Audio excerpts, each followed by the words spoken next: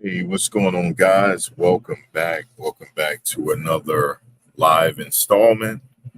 Hope all is well. I'm actually on the road. You might hear some background noise. I'm at work, but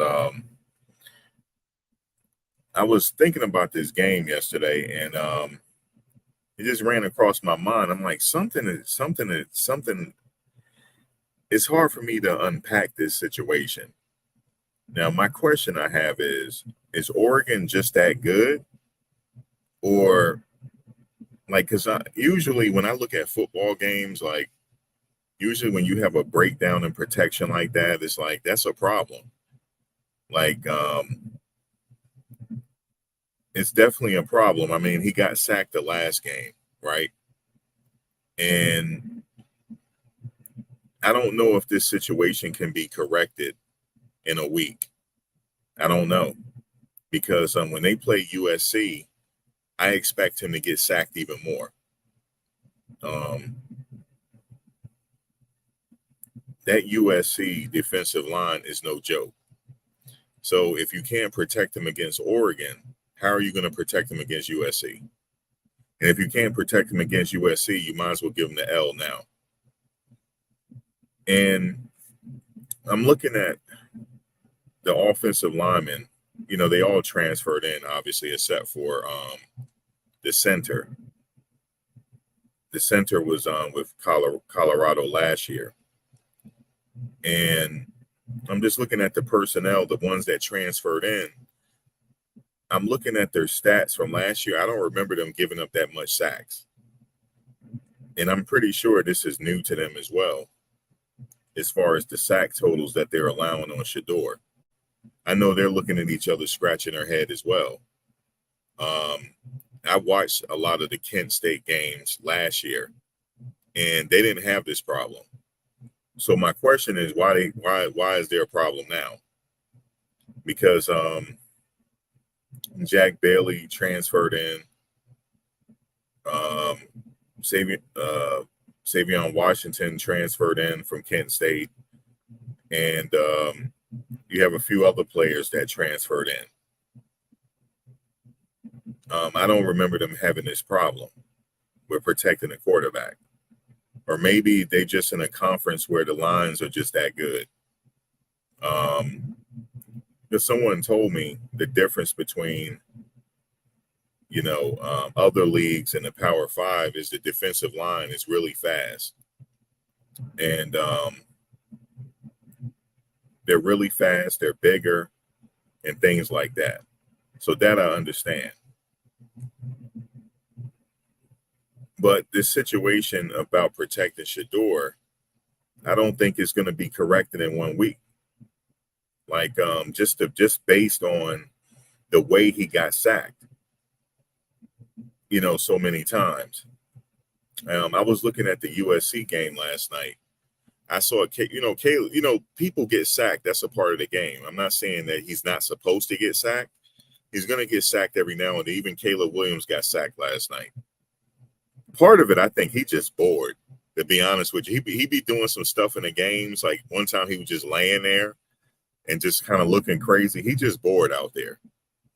The game is so easy to him. But I see the way he drops back. Sometimes he has to drop back a little further than expected. Sometimes you got to do that. And then next thing you know, he's letting that ball go. I mean, he does have the benefit of Jerry Rice on there and a few other wide receivers. But we got capable wide receivers as well. I honestly think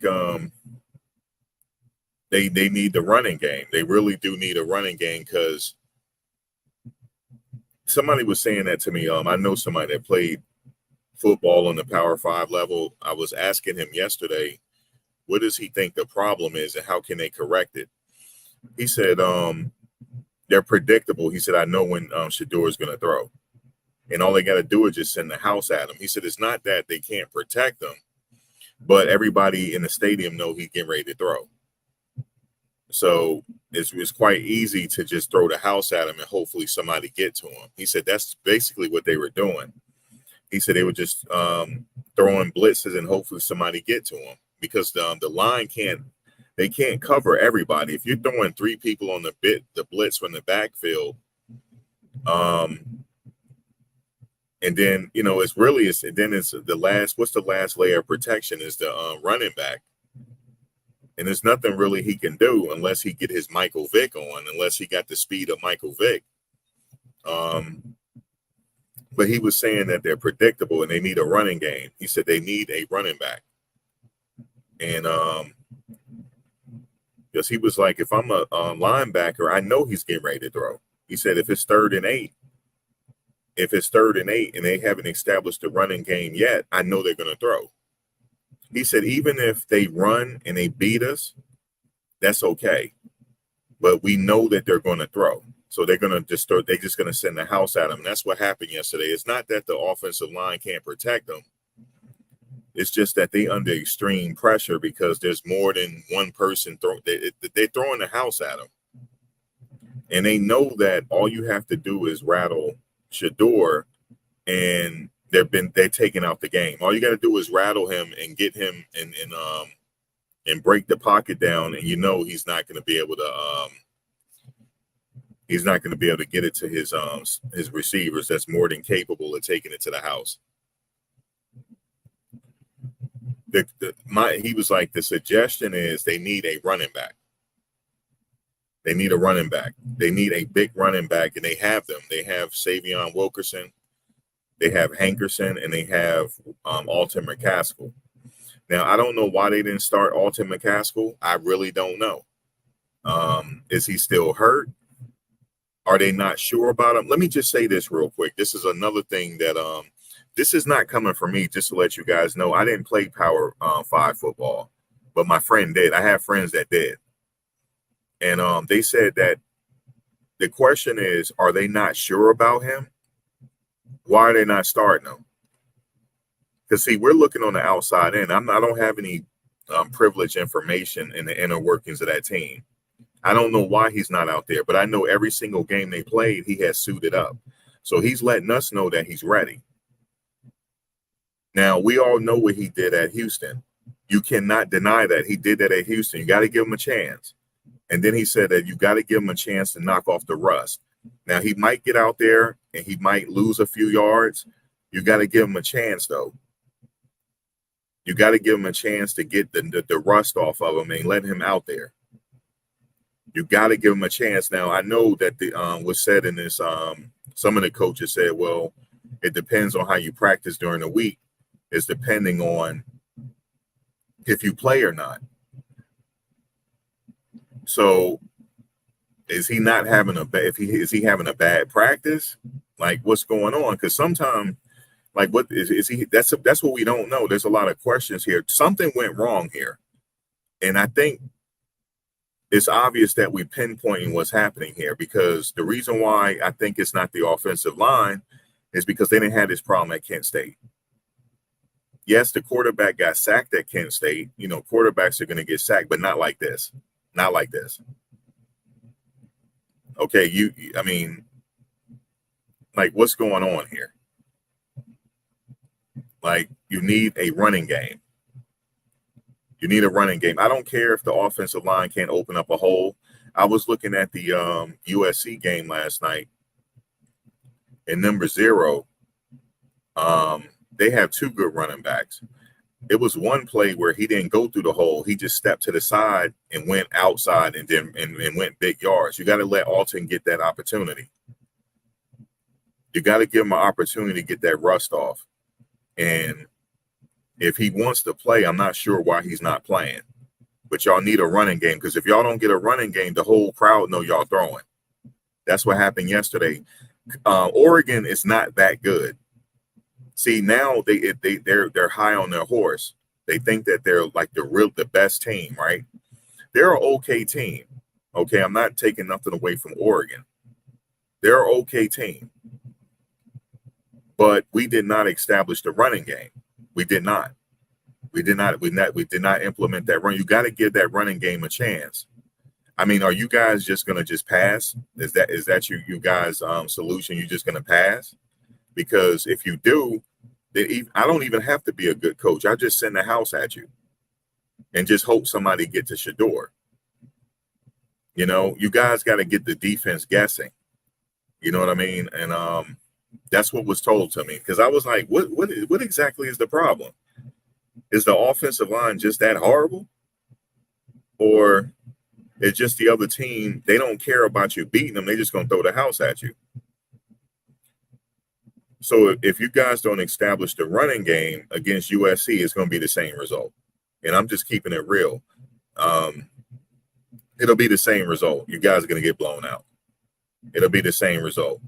You got to give Alton McCaskill a chance, man. You got to give him a chance. That's why y'all got him there. You got to give him a chance to get in the game and run, because if the defense think y'all passing all the time, they're going to just send all the blitzes at you. And that's pretty much it. This team is good. You guys, Colorado has a really good team. They have a really good team. It's just that, you know, we're 4 games into the season now. We're going into 5 games in the season. I mean, if I was Alton McCaskill, I wouldn't have come there, to be honest with you. I'm like, look, coaches, I'm ready to go. Like, if you guys ain't going to want to work me, I shouldn't have came here. You know what I mean? I shouldn't have signed up here, because if he was on any other team, they probably would have been running him. If he feel like he can play, you got to give him a shot. This is the risk he got to take. If he feel like he can go out there and he's ready to go, you got to give it to him. Just like Travis Jay, he's knocking off the rust as well. It's unfortunate they got to knock off the rust in these big games, but you guys can use his talents right now. This is going to make you guys go all the way. You need a running game, because if it's 3rd and 8, and I know that you guys haven't established the running game all game, I'm throwing a house at you, because I know y'all not running it. But if you got Alton out there, and you got 2 big backs out there, you got Alton and you got Savion Wilkerson, or you got Hankerson, or you got Edwards, you can line both of them up next to Shedeur. One go in the flat and one block, or both of them go in the flat. Now you got another receiver. You guys are too good to get blown out like this. You shouldn't have gotten blown out. This team is actually that good. And I'm just keeping it real. Some people are not going to like what I got to say. But truly, now you guys know I'm truly not a bandwagon fan here. I keep it real. You guys got a Rolls Royce parked and you're not using it. And I want to know why. I want to know why. Is he still hurt? Like, is he still hurt? That's what I want to know. So if he's still hurt, Hankerson could have got the job done. He's a big enough back to do it. Even if you guys only get 3 yards on the play, you got to be patient, because what you're doing is you're running out the clock and you inching. Remember, this is a game of inches. You're playing one first down after another. You only play this game 10 yards at a time. It's only 10 yards at a time you play. This is what I learned in high school. You only play 10 yards at a time. So if you got to throw a lot of short plays and you get a lot of short runs, that's what you guys got to do, and run down the clock. So if Hankerson or whoever, they can get you 3 or 4 yards or 5 yards a carry, that's great. But you guys got a running back there can damn near get you 10 yards a carry. Damn near. And I don't know. Do you guys don't? Do you have faith in him? Like, what is going on? Do you guys not have faith in him? Because if that's the case, I would recommend for him to retransfer after the end of the season, to go somewhere else. If that's the way it is, you know, there's a lot to unpack here from this game. There's no way, if he's ready to go, he said he's suited up and he got that much talent, I got to give him a shot. Even if he's having a bad game, I got to let him get the rust off, because by the next game, he should be ready to go.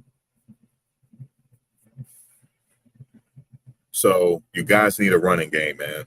You need a running game, and that's how you won against TCU. Y'all had established a running game. Remember, Dylan Edwards had broke free. The defense didn't know whether y'all was going to run or not, but then y'all aired the ball out. So, and that's just what I'm saying. Like I said again, a lot of, I would say more than 90% of the people are not going to like what I got to say. I would have to say 90%. This is a situation. I would have to say 90% is not going to like what I got to say. 90%. You guys shouldn't have gotten blown out. You shouldn't have gotten blown out. Not with those type of. You guys got a deep. Where's Arfendal? How come he can't run the ball? Like, who can run the ball? Like, or do eeny, meeny, miny, mo. Like, somebody got to run this ball. Somebody got to give us 5 yards a carry. If you can get us 3 to 5 yards a carry, and then y'all can do short passes, guess what? Y'all moving the chains. You guys are moving the chains, and you don't have to be desperate if you in 3rd and 9, because when you're running the ball, that'll give the offensive line time. But when he's constantly in the shotgun, we know that he's throwing. We know he's throwing. 90% of the time he's going to throw. So I'd rather throw the house at him and get the Shedeur, because then that's how y'all going to lose. Now, you guys can run against USC because the other team last night ran against USC. So you guys have running backs that can actually run against USC. Because that team last night that they played, they ran on them. Even though USC finally pulled out the victory, but the team still got some yards on them. And you guys could do the same thing. Do not rely on Shedeur's arm. You got to rely on those legs. Somebody has to run. Somebody has to run. And then next thing you know, Shedeur is opening up a big play and throwing to the wide receivers. So that's just my opinion looking on the outside in. Something terribly went wrong, because I'm not sure why he didn't start. You guys started him at the end of the game. Maybe, is he still hurt? Y'all need to say something. Is he still hurt? Like, what's going on? And here's another thing I want to say about Kermani McClain. He has to start. I made a short yesterday, and let me tell you why he got to start.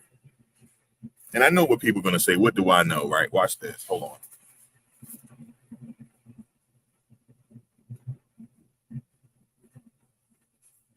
If he doesn't start, he needs to get major time. Let me tell you why. He has great instincts, and it was on display yesterday with that fake punt, you know, that little disrespectful play they tried to run on y'all. He adjusted very well.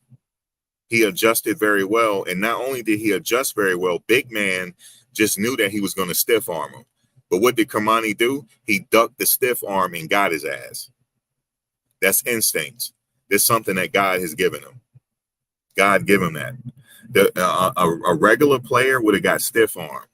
Go look at the play again. When he ran on an angle, and the guy had his stiff arm ready, and he ducked the stiff arm and took him down. That was the tackle. That was a solo tackle on him. He damn near saved the touchdown. Now, there was another play where he forced the dude to cough the ball up. He did another duck play. The guy was gonna stiff arm him again, and he went low and he rolled. When you look at him tackle, he rolled his shoulders, and his shoulder hit the ball, and the dude coughed the ball up, and the ball went to the sidelines. You guys got to give him more time. You gotta get. I'm not saying that he has to start, but he got to get in that game. Maybe he was injured. I don't know. Like, maybe he was injured, so I'm gonna be fair with that. Maybe he has some injuries. Because I heard that Jaquez had a hamstring or something that the announcer said. So we don't know what's going on with the team. So maybe he had an injury. But those plays yesterday made me feel like he is ready to go. You gotta allow people time for error. You gotta let him out there. If he got that talent, you guys. I'm gonna be real with you. If you guys don't give him the time, you're going to lose him. At the end of the season, he's heading back to Florida. Y'all not going to keep him. And you guys got a cornerback for the ages. He's a pro. He's going to be a pro. He's only a freshman, but I saw that play. That was a very instinct. He was running on instinct. But the average player would have got stiff armed by that big guy, but he ducked it. And he meant to do it. He had you can tell on an angle his eyes were he was looking at the guy, the corner of his eyes, and you go look at the way he positioned his arms, and he took big man out. It was a very clean play that he did. And then the other play where he upended the guy, he did it again. Is the way he rolled the tackle. It looked like he went head first, but he didn't. He rolled it, and then he got to the ball, and the ball came out of the ball carrier's hand, but it went to the sideline. He knows what he's doing, man. He's ready. I just, to be honest with you, looking on the outside in, I don't think y'all are confident in him. You guys are making a mistake because y'all going to lose him. You guys are going to lose him. And he's ready to go. If he was at another team, he would be starting right now. So you guys got to figure out how you can get him involved in that game. He's and I didn't know this about him. He likes to do the hit stick. I didn't know that. I didn't realize that he liked to hit, and he loves hitting because you see how he flipped that guy? He flipped him, and then the ball came loose. It was a technique that he did. He went down with his shoulders and he rolled it. He didn't go head first. So I want to say that about Kermani.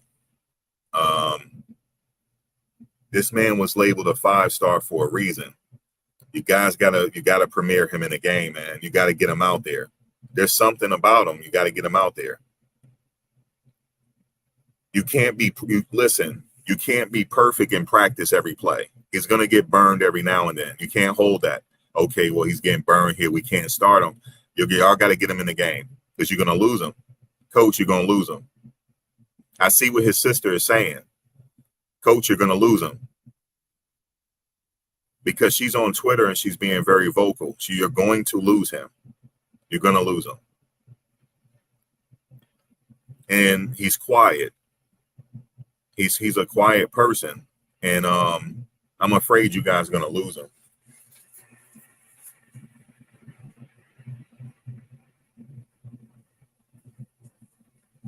You guys got too much of a good team here. You guys, and I understand, like, Travis Hunter plays both sides of the ball, so it's kind of hard to work him in the game. And you also have Cooper is doing very well as well. And you got Jaquez, he coming back from injury. So how do you work the kid in the game? You got to get him in somehow. You got to work him in the rotation. I'm not saying he got to start. You got to let him learn on the fly because he's that good. He had the instincts to see what's going on. He reacted he reacted very quickly when they did that fake punt. I saw it. I looked at it several times. He reacted very quickly, and he ran on an angle, and he went and got him. And he had bad intentions as well. That's a beautiful thing. That means he got an old school mentality. He had bad intentions. And but that second play he did where he hit the guy near the sidelines and the ball came out, he had bad intentions again, but he had great technique. So I know this is a game of numbers. You probably say, okay, if I lose them, well, I'm going to get another 5-star. No, all 5 stars ain't built the same. You guys got one now. You got to keep them. I don't know what you guys are saying about him in practice. Like, I don't know because I'm not there. I wish I was there so I can really get an idea on why he's not starting. You know what I mean? Because you guys are not saying, and I can only speculate. But hopefully you guys saw what he did yesterday, and you're not minimizing it because what he did was he reacted, and he reacted very well. And hopefully y'all can get him in the rotation, and hopefully you guys can get Alton McCaskill in the rotation. If not, then I guess he should redshirt then if he's not going to play. redshirt him. So then he can leave. And then I would recommend Alton leaving. I wouldn't recommend him to come back. Because at this point, like if he's ready to go and he's suited up, you got to give him a shot. And that's what I wanted to say there. And I'm just keeping it real on that aspect right there. I'm not beating down on the team or anything like that. I'm just being real. I'm not sugarcoating anything. You guys shouldn't have got blown out. Not by Oregon. You guys are too good for it. The offensive line cannot be that horrible. They cannot be, because I looked at them. I said, let me look at some plays from Kent State. Let me go look at some plays from other schools to see how many sacks they gave up. They didn't give that many sacks up. So why are they giving up all these sacks now? Is it just that Oregon was just that good? No, they were throwing the house at them. You can't block everybody. So you can't block everybody.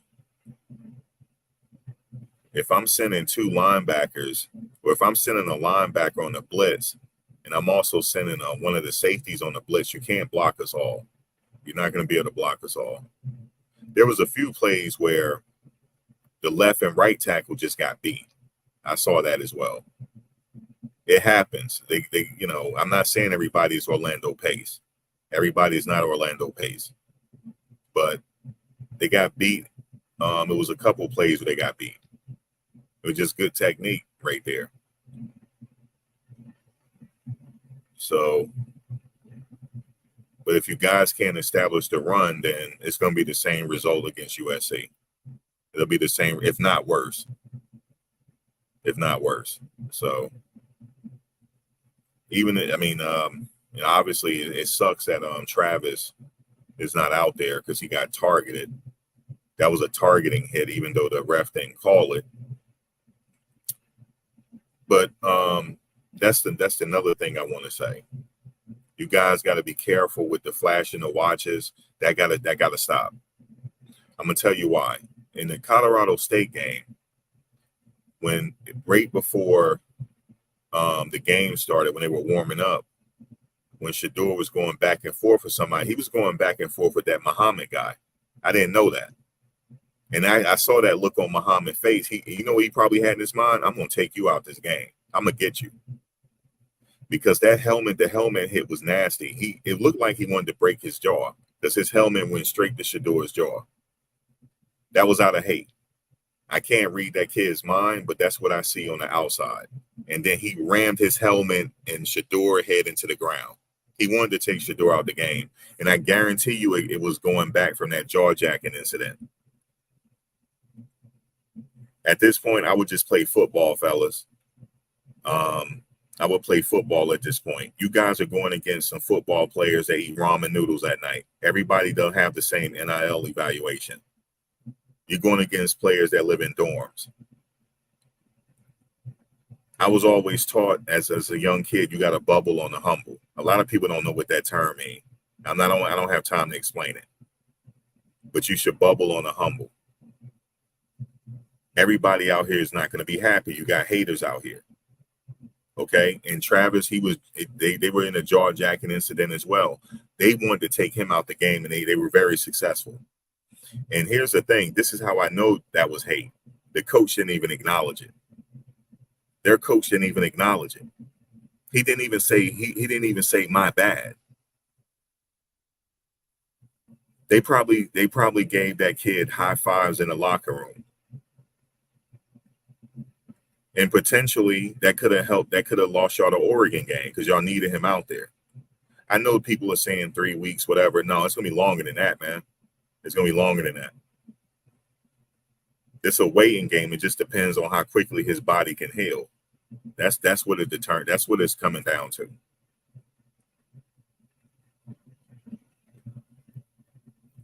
When you flash the watch and all that, when you're doing that at certain players, you're gonna have certain players in their mind. They're gonna be like, "I'm gonna hurt you.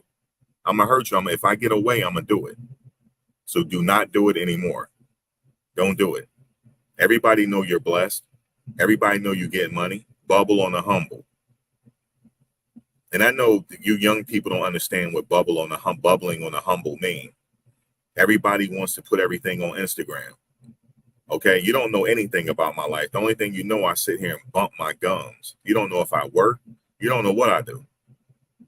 I could be, you know what I'm saying? I could be a whole rocket scientist over here. You don't know. You don't know what I'm doing. And that's the way it's supposed to be. Success is supposed to be on the low.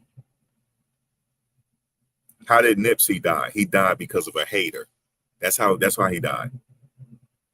He died because of a hater. That's how he died. Do not engage with these players out here because you have a target on your back. And I know one of the reporters asked Coach Prime about that. Don't you think you guys got targeted? He said we can't be concerned about other people insecurities. We're just confident. No, you have to mind the haters because they already took one of your players out. And they almost took Shedeur out. If he was successful, Shedeur would have been out the game with a concussion. He would have been out. Do not engage with these players. Okay? I love the NIL. I love that the players are getting money, but everybody don't get the same money. Bo Nick's getting money too, but he bubbling on the low. He getting money. He's a millionaire. He's bubbling on the humble. He's not flashing the watches or nothing like that, but he's really getting money. That's how you got to be, man. That's how you got to be. You got to bubble on the low. And somebody got to tell you. Somebody got to tell you because you guys are getting unnecessary hits. Even yesterday, the guy took Shedeur's helmet and a face mask and rammed his head into the ground. He tried to hurt him. So that's what I wanted to say. So I figured I had to be the one to say it. You know, I'm when I get on this microphone, I don't care if nobody like me or not. You know what I mean? Nobody know nothing about me anyway. You know what I mean? So I'm going to speak my piece. I believe that game should have been closer than what it was. The game should have been closer, man.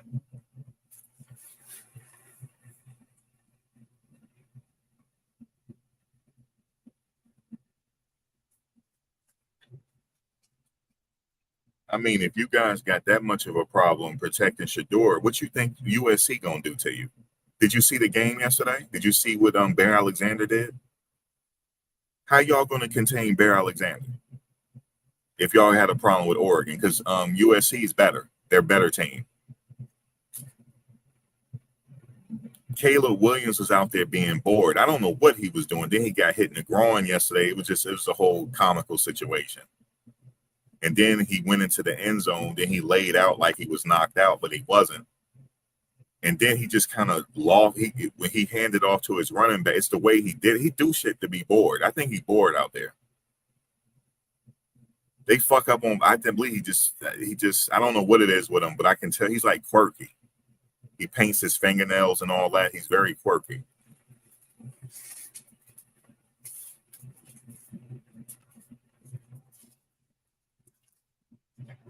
I know that's the trend now.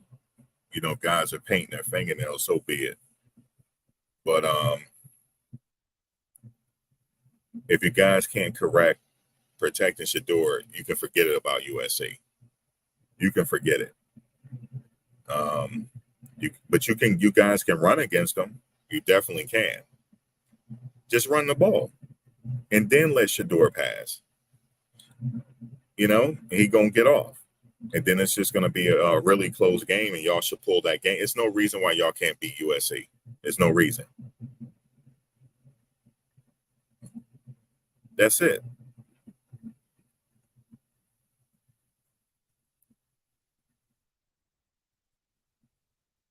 And I want to say something to the Oregon coach, Mr. Disrespectful. What you said was disrespectful. You said they're searching for clicks and we're searching. And then at the end of the game, They inquired about it, and he said, "Oh, I was just being emotional." No, no, no, no. You weren't being emotional. That's what you really meant. See, when people are angry, the truth comes out. He has jealousy and animosity. A lot of these coaches do against Coach Prime because they can never beat him because they're never going to get a gold jacket. They were never that athletic enough to get a gold jacket. Let's just keep it funky, okay? And he's a youngster compared to Coach Prime. He's a youngster compared to me. He don't remember when Coach Prime got drafted. He was like a freaking toddler then. He don't remember. Well, he's like 2 or 3 years old. He don't remember that. He don't even remember Coach Prime early on in his career. I bet you he didn't even realize Coach Prime played for the Yankees. He don't even know that. He don't know that. He don't know he donned those pinstripes. He doesn't know that. And see, these people that's 10 years younger than me, they don't know no better. You know why? We were the latchkey generation. Though you know what his generation was? The timeout generation. The timeout. We didn't have ADHD and all that bullshit when I was younger. We didn't have that. We got the belt. That's what we got. You know what my medicine was for ADHD? The belt. That's what it was. That's why we're tougher. That's why we talk the way we do. We don't need nobody to tell us to hustle. We don't need nobody. We're the last generation. And Coach Prime is in that generation because Coach Prime is Generation X. He is Generation X. I am too. We had the belt. That's what we had. We ain't had no Ritalin. We had the belt. I don't care if anybody is offended by it. We ain't know what Ritalin was. We had that. I bet you know what my Ritalin was the belt. That's what my Ritalin was. We said yes, sir, no, sir. We didn't know. We to this day, we still don't disrespect people. But what he did was disrespectful. You know why? Because Coach Prime never disrespected him. He never disrespected him. He gave him nothing but praise. And he gonna sit up here and talk about they playing for clicks and all that. Why? Because he get money? Because all the attention is on him? Rightfully so, because he earned it. He earned it. This man got a gold jacket. It's very rare that a gold jacket coaches. He's been having the media around him when he was at Florida State because he got drafted to the Yankees. He was the only player riding around in an expensive car because he had the Yankee contract. And he also paid for his education on his own from the Yankee contract. So he's already had the attention since he was 17, 18 years old, since he was 16, 17, 18 years old. So that's just what he earned. But yeah, I know what they're saying. Oh, they got all the media attention and all that stuff because he's better than you. That's why. You coach, you think, okay, you guys won and all that. That don't make you a better coach. Coach Prime can only work with the personnel he has. He's not out there on the field. But I guarantee he was on the field, y'all wouldn't have scored. I guarantee it. Y'all wouldn't have scored on his side. And just like Coach Prime said, you guys are playing him. You're not playing the team. You're playing him. It ain't about your kids. You just want to beat him. And just like he said, this is the last year that you guys are going to be able to enjoy it. And I know what some players said. You know what somebody told me? Well, Max, he's only going to get players. He's not going to get star players from other teams because those players are not going anywhere. He's only going to get players that, want to come for the attention and stuff like that. No. He is now a legitimate threat to get your star players. You know how I know? Because the USC coach is also a threat to get star players. Those two coaches right there are dangerous. Coach Prime and the coach from USC, they're very dangerous because Bear Alexander wasn't supposed to go to USC. He's supposed to stay at Georgia. That was a huge surprise to everybody that he left. So who's to say that other star players won't go to Colorado next year? That's the threat right now.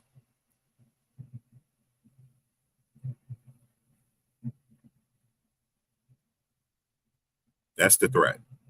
That's why these coaches are salty. Because when Nick Saban retire, who you think they're going to try to get a job to? You think they're going to try to get a job to the Oregon coach or Coach Prime? Who would you go with? That's why that coach is salty. And everybody talking about, contract. Coach Prime been rich since he was at Florida State. He's been had money. See, a lot of people just don't know. He got drafted to the Yankees at Florida State. He been had money. Coach, you think Coach Prime is coaching for money? He's already a millionaire. He just doing it. I guess he just, want to help his sons out. He want to coach his son. That's why he's doing it. And he feel like this is calling to help young people because he been coaching people since Little League. But he's not doing it for the money. He's not doing it for the money. And whatever the contract they're paying him right now is not enough. But what I'm telling you is when he go to when Nick Saban, whenever he decide to retire, who do you think they're going to call? Who do you think they're going to call? They're going to call him. Whether he take it or not, I don't know.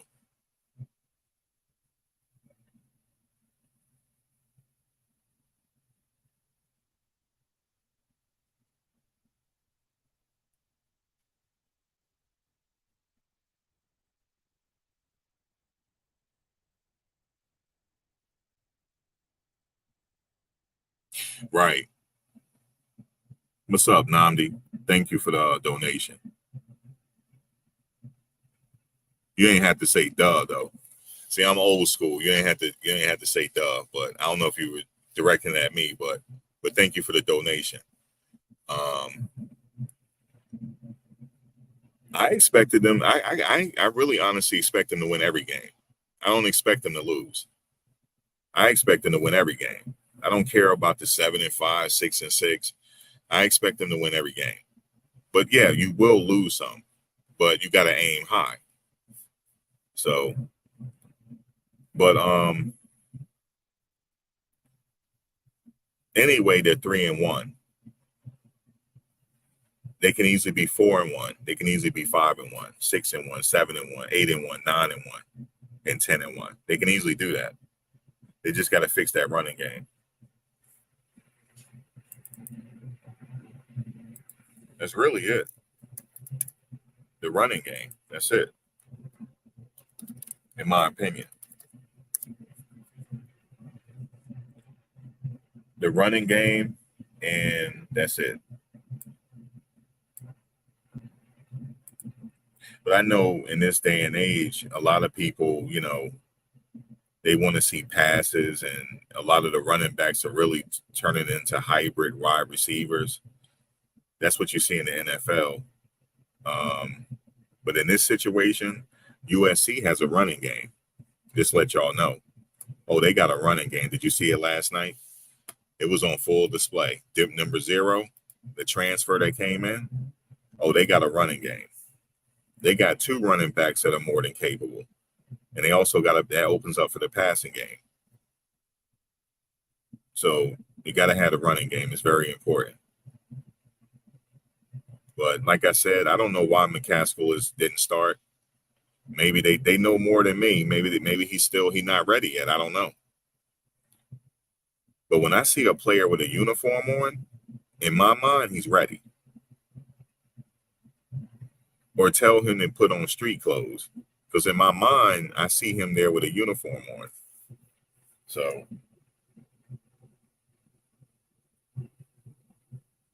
I'm just assuming that he's ready, but I could be wrong.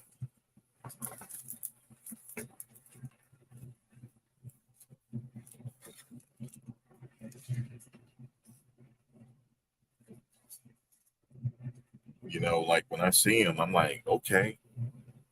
I glance at him on it. And what's up with Smoke? How come he's not playing? See, because it got to be something going on we don't know. Like, I don't know why, because he's on special teams. He laid a big hit on special teams. So if he can lay a big hit on special teams, that means he's not that hurt. That means he's not hurt. Like, why is he not playing? Did you know, like, before this season, there was articles written that he's an NFL running back? So, why is he not playing? Okay, McCaskill, okay, he's coming back for an injury. Maybe he's not ready yet. How about Smoke? Why is Smoke not running? Yeah, man. If you guys don't establish a running game against USC, you're gonna get blown out. I'm just telling y'all that right now. It's not gonna be close. And I'm not even talking about the defense, stopping the run. I'm talking about us establishing a run. Where is Smoke? I see Hankerson.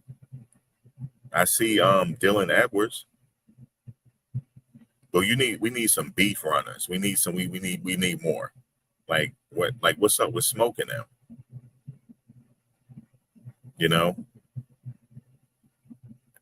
I'm thinking is Smoke hurt, but then I saw him lay that big hit on special teams. I'm like, he cannot be hurt laying a hit like that. So I don't know, man. I know what the attitude is. Just put the ball in Shedeur hands. He'll work magic. That is true. But all you got to do is throw the house at him, and then get him on the ground, and he's not gonna win that way. That's all Oregon did. They didn't do nothing that special that game. I didn't see nothing special they did.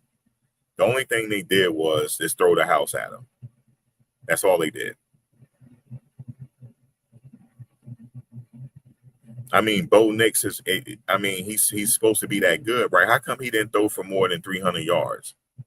400 yards yesterday. If he's that damn good. He's not that damn. He's hyped up, man.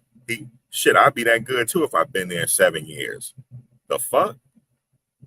He been in college, 7 years? I'm being a little dramatic. I know it hadn't been 7 years, but damn. Like, you mean to tell me if we're that bad, how come he didn't throw for 400 and 500 yards then? No, he ain't all that. He ain't all that.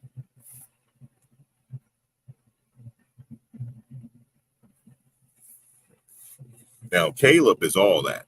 The one from USC, he's all that. But Bo Nix, no, I'm not impressed. I'm not impressed, man. He's what you call a system quarterback. If he was that damn good, why it take him damn near 5-6 years? How come he not in the NFL then? After 5 years, he ain't leave yet? He ain't that good, man. I don't care what nobody say. It didn't take Michael Vick 5 years, did it? He was gone after 3. So I don't want to hear how he that good.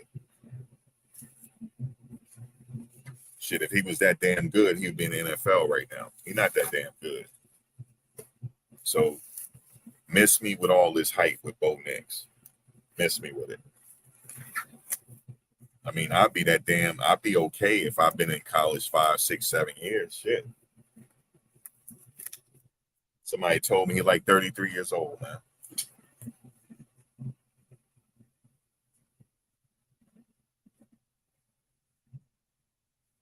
No, I'm just kidding. He like 23, but still. He ain't that good. Well, he might. He's not impressing me. He's not impressing me. You mean to tell me he been starting for 5 years? He ain't in the NFL? He ain't that good. He ain't that good. Cam Newton was that good. That's who was that good, Cam Newton.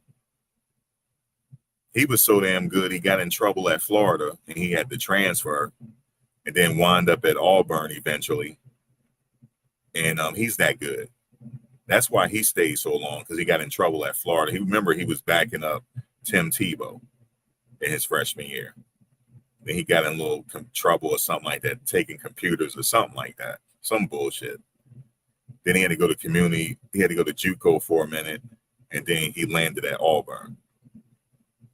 But yeah, Nick started at Auburn. He threw for all these yards and all this shit, and then he went to Oregon and threw for all. How come he not in NFL? It take that fucking long? No, I'm not impressed, man.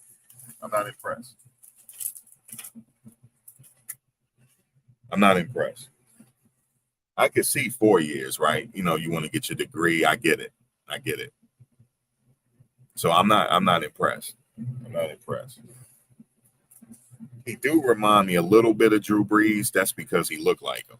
I just think of Drew Brees, but um, I'm a little salty because we could have beat that team, man. We could have beat them. We could have beat them without Travis.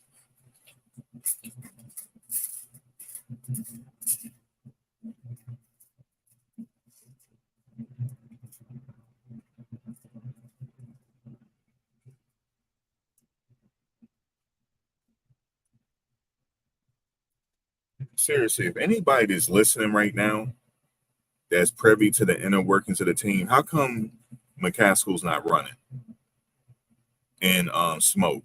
How come they not getting more touches? Can anybody let me know? Like, you could email me or something. I'm not going to say. Maybe it's something we don't know. Maybe they have injuries. You need a running game.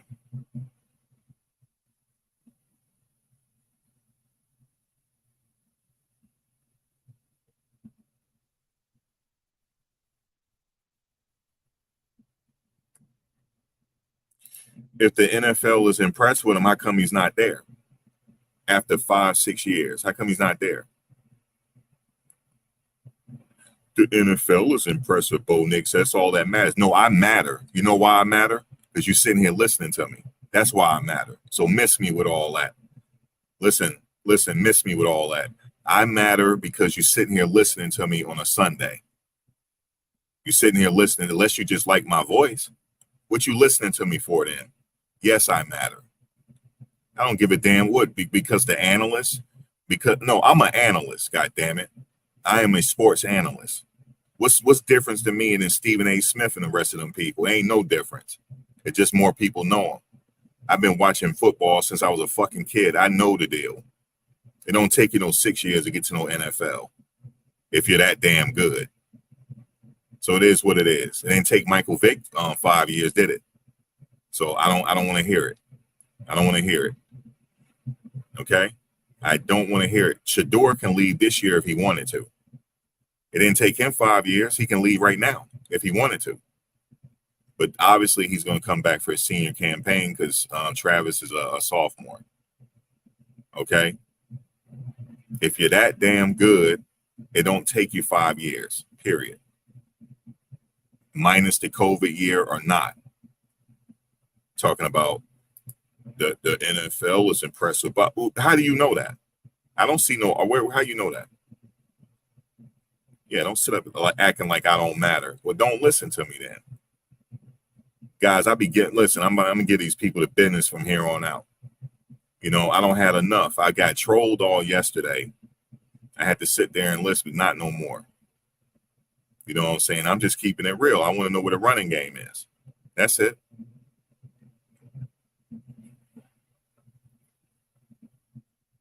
You cannot convince me that they couldn't have beat Oregon yesterday. They could have beat the brakes off Oregon. But we need a running game. You can throw to Dylan Edwards in the flat all day. He's going to burn teams eventually if you throw it to him in the flat.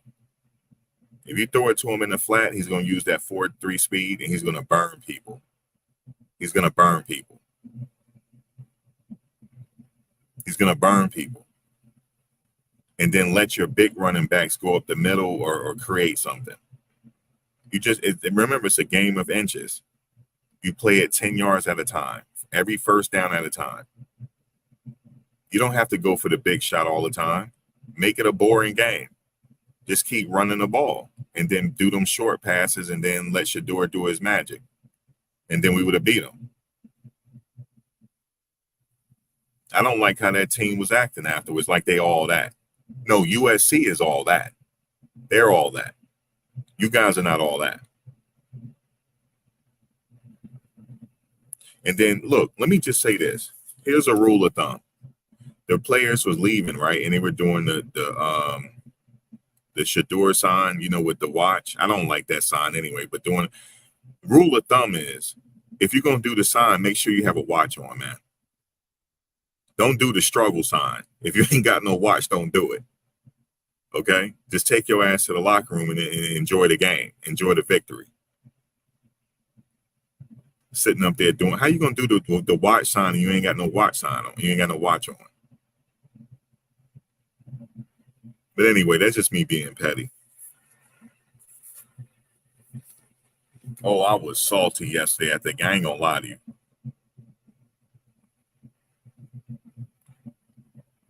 I said they think they all that, and then what did the coach say? Oh, they're an up and coming team. And no, y'all are up and coming. Dude, we're already there. We're already there. Don't get us fucked. We're already there. Talking about y'all are up and coming team and this and that, and people saying it take time. Dude, we 3-1. I can see you could tell us that if we 0-3, you could say we up and no, we 3-1. We 3-1. We doing better than Alabama. I'll tell you that much.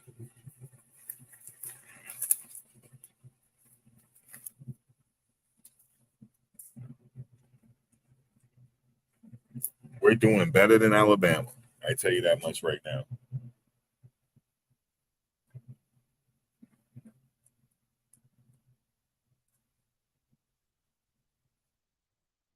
Oh, I want to say something else on Twitter, right? That people were dragging Travis on Twitter yesterday because they said apparently during the game he playing video games on Twitch, right?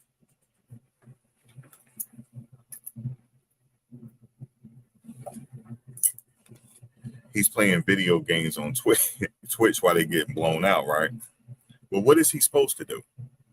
He's home resting. What is he supposed to do? What is he supposed to do, man? Sit there with his uniform on in his house? Like, what are you supposed to do, man? People are hilarious. That's just the trolls, man.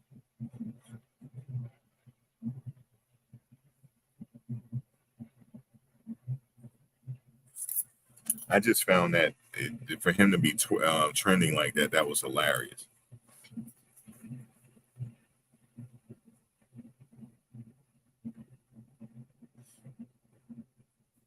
Because I'm like, first thing I was like, why is he trending? And then they said apparently he's sitting there playing NBA 2K and while the game going on.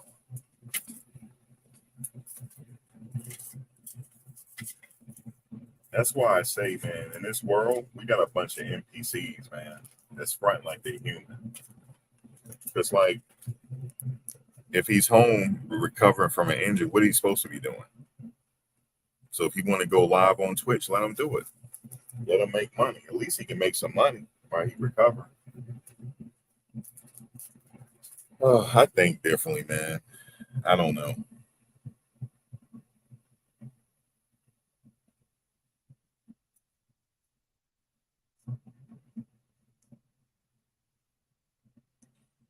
You said fake punts. Now we're doing pranks. See, this is how I know there's a such thing is called a. See, somebody said that yesterday. Hold on, let me highlight this. Somebody said that yesterday. What is a fake punt, dude? It's a term in football. It's a term in football. It's a such thing as a fake punt, a fake field goal. It's not a prank. It's a play. So that's how I know. You're like, and now we're doing prank. No, it's not a joke. It's people run fake punts all the time. You just gotta be ready for it. Yeah, it's not a prank. It's just if they feel like they can get the first down, they're gonna run a fake punt. That's not pulling a prank. Dan said the special teams coach gotta go.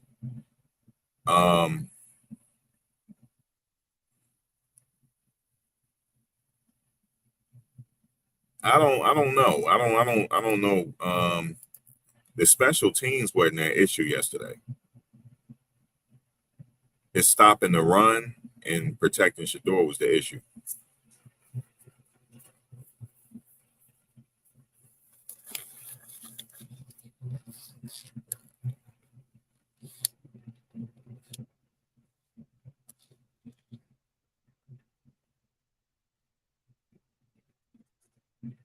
Protecting Shedeur was the issue, and the stopping the run and establishing a run. That was the issue.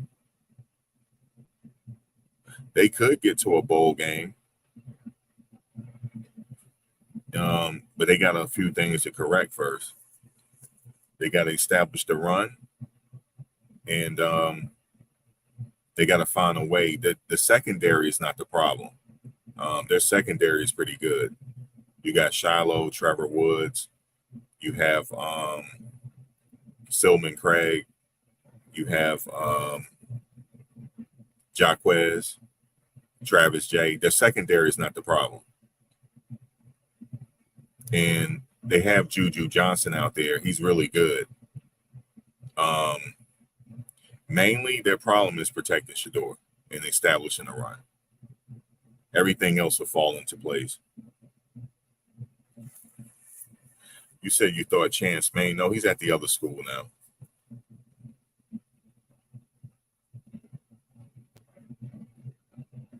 No, they're not. They're not lacking size on the offensive line.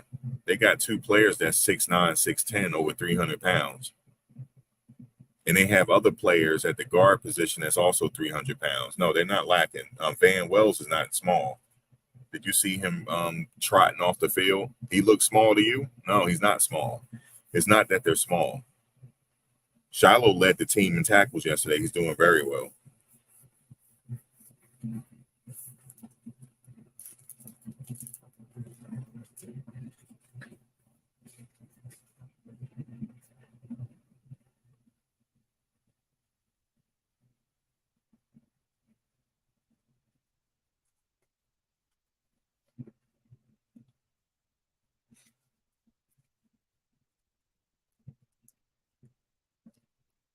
Who's the running backs coach?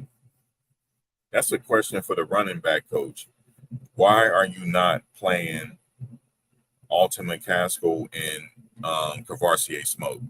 That's a question for the running back coach. That's not a question for Coach Prime. It's a question for Shiloh is more than all right. He's always at the ball. He's always there. He's more than all right. But he's not the issue. So this is a question for the running backs coach. Why is Cavassier Smoke and Alton not playing? This is not a question for Coach Prime. It's a question for the running back coach. Just like Coach Prime said yesterday, we just can't blame the kids. It's on the coaches too. So why are those two not playing? Because if you can do well at another school, why can't you do well here? Like, what's the difference? Like why are they not playing? Why are they not playing?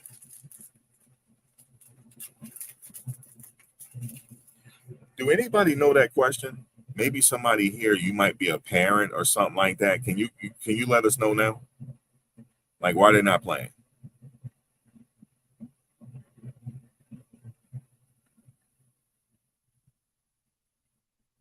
Yeah, they run away from Shiloh. They do.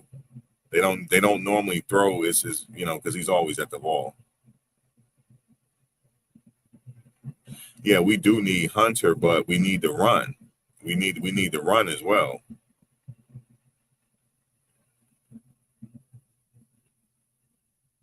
You said Shiloh was coughing up blood.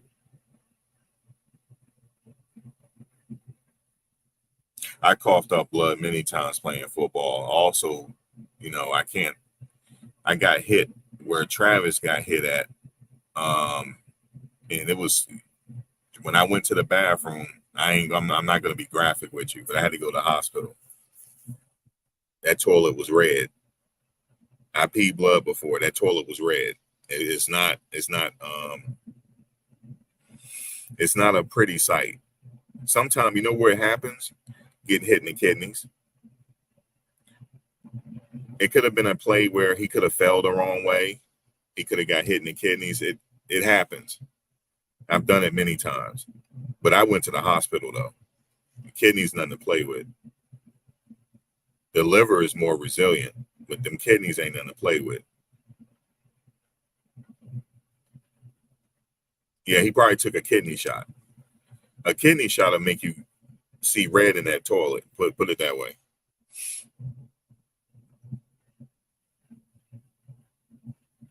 You say you don't like the scheme of the offense. Yeah, it's and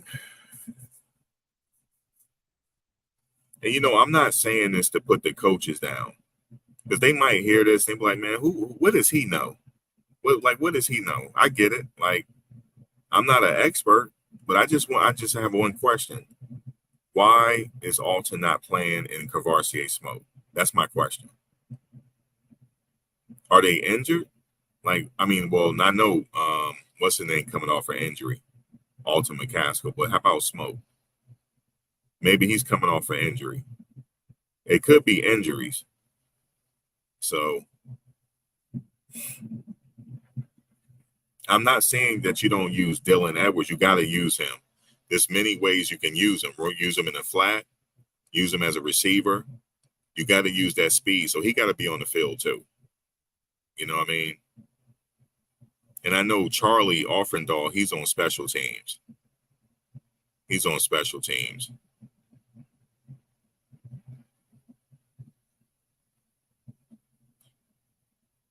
So if anybody know, like, I'm curious about Smoke because he was on special teams. He got a big hit yesterday. So that means that he's good to go. You said with Colorado, it's going to be steroids versus non-steroids. Teams like Georgia, Oregon, USC.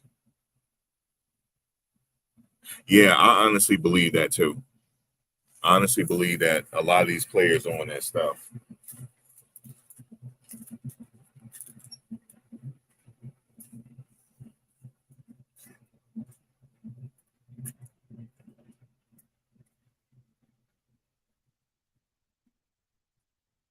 Yeah, I do honestly believe that.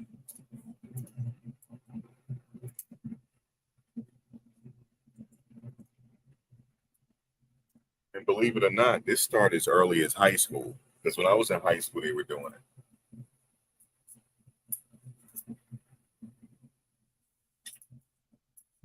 But it has long-lasting effects on you when you get to be my age.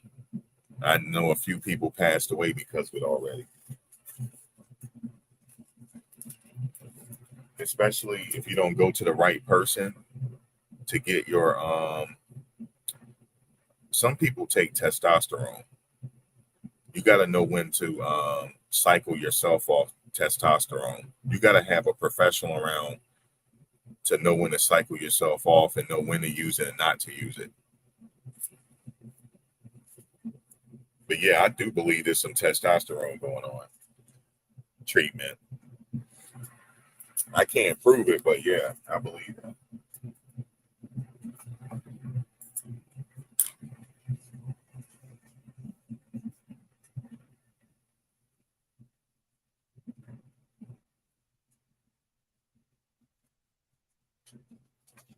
It's all types of stuff going on in college football. It's the dirty part of it, man. We don't know about playing players under the table, all that stuff going on. I will argue with you and say the NIL been around forever. It's just been under the table.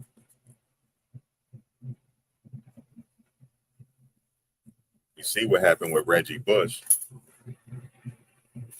Same thing happened with Chris Webber too from the Fab Five. That's why I'm kind of glad the NIL is around. But the problem is with the NIL still, everybody don't get the same amount. So you're going to have some animosity there. So that's why I'm saying Shedeur and them got to be careful. That's why I say they got to be careful.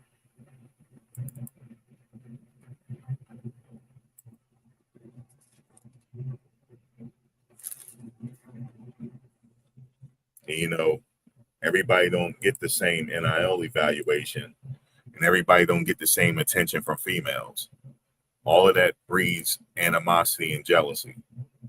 So you gotta be humble about it and just play football. Because there's plenty of players out there that are Caleb Williams is getting a lot of money. You know, you got to move a certain way when that happens. Just like when he was talking to Tom Brady, they shouldn't have said that. Like, do you think a kid should have a Rolls Royce? That shouldn't have never got out to the public. Just bubble on the humble. Everybody don't need to know he got a Rolls Royce because the other players that he playing against, they're going to try to take him out. And then that's just the life we live.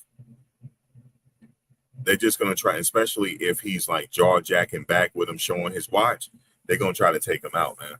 And that's what happened during that game against Colorado State. When he was jaw jacking before the game, he was doing it with Muhammad, the guy that hit him in the head, went helmet to helmet with him. It was a matter of time before Muhammad get his get back. Like, who this guy think? You know what I'm saying? This privileged guy in my face that's showing his watch in my face. Okay, well, I'm going to try to break his jaw then. That's what I'm going to try to do. And that's what happened. He tried to break that man. He tried to hurt Shedeur. He really did. He tried to hurt him.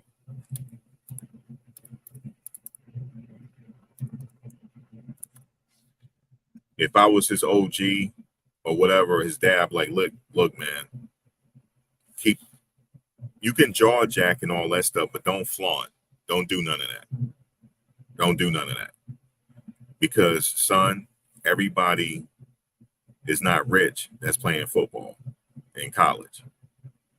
You're in a position right now where you don't even have to go to the NFL. I think he's projected to make a lot of money after this year if he come back for his senior year. He don't even have to go to the NFL.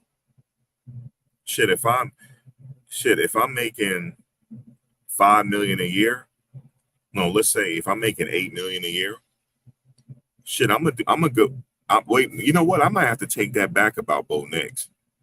No wonder he ain't going to the NFL. He making money. No wonder. I stay in college 6 years as well. The hell with the NFL. If I can get $5 or $6 million a year, I'm staying as a graduate student. I'm like, guys, I have 2 years left of eligibility. I am a graduate student now. And yeah, I'll do the same thing.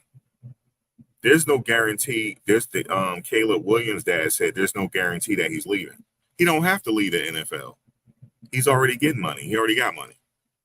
All you got to do is invest it wisely, and then you ain't got to play in the NFL. You really don't.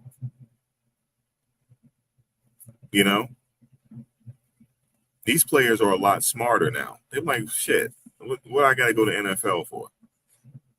And then if they do go to the NFL, okay, I'm going to play just a little bit, get me a max contract, get my guarantee pay, and I'm out. I'm retired. I'm done.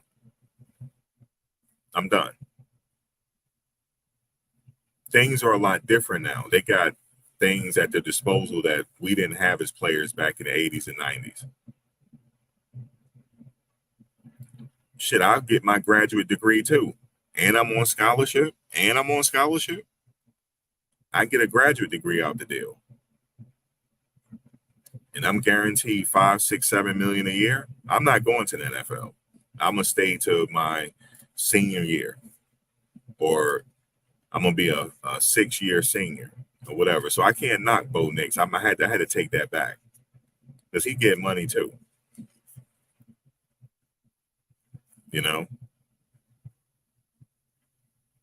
These players kill me at draft day. It's always the same. I like to thank God for getting drafted. God ain't got nothing to do with no NFL, man. I like to thank God I get drafted. You know what I'm saying? And half of them don't even get max deals. But there's a lot of endorsement stuff on the line. That's what they got to take advantage of. And stop. And this is what I want to tell the players. Stop letting women get drafted with you. Yeah, women, you didn't know? The top 3 picks in the draft are all women. Did y'all know that? Y'all know that? I'm not talking about the Jackson State player. Jackson State, Coach Prime old team, they started a female yesterday as a kicker. She made history yesterday. I'm not talking about her. But she's a player. I'm not talking about players. So if she get drafted to the league as a kicker, I love it. I want her to get to the NFL. Because that woman can kick. I'm not talking about her. You players got to smarten up. It's your money. It's not your girlfriend's money. It's your money. I want you to take the Tom Brady and Derek Jeter approach. Now, some of you too young to remember Derek Jeter. I'm not talking about you guys as listening. I'm talking about these players. How was Derek Jeter so successful? Because he dated who's who in Hollywood, and he did not get married. He got married after his career. Stop letting these women get drafted with you. They just sitting up there. Every time I see the NFL draft, it's always the same shit every year, and I'm tired of it. Every year, you got a cookie cutter girlfriend sitting there, don't know nothing about nothing, saying we're happy we're going to Kansas City. We're happy about it. And she don't even fit in with the family. Y'all need to stop. You need to stop. See, that's why I like Shedeur. See, Shedeur, I don't know if he got a girlfriend or not, but I like that you don't really you don't see him like that. I like that. I'm not saying you ain't supposed to have a girlfriend, but when you trying to get to the highest level, right, and all that, you ain't got time for no girlfriend. You feel me? If you try, you need to be in that goddamn playbook. You see what I'm saying to you? I know I'm on one. I told y'all I was going to be on one today. I told y'all that. I'm going to be on one. I'm going to be on one because I'm tired of it. I'm going to be on one now. Stop letting these women get drafted with you.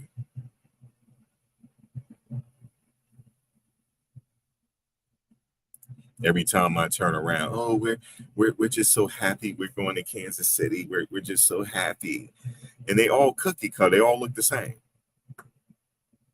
Like, what is that? Is it a part of the NFL contract that y'all got to have these cookie cutter girlfriends at the draft? What's up with that? I wish my son would, yo. I wish my son would, man. I wish my son would, talking about, Dad, this is my girlfriend. And we're happy we're going to Kansas City. I said, boy,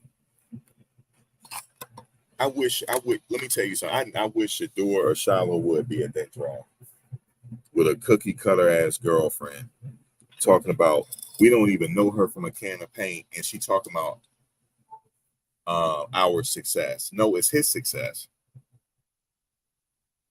And stop having these girlfriends that don't bring nothing to the table.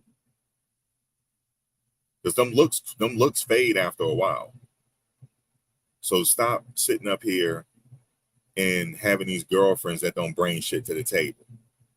You just happy to have somebody cute on your arms. Make me sick.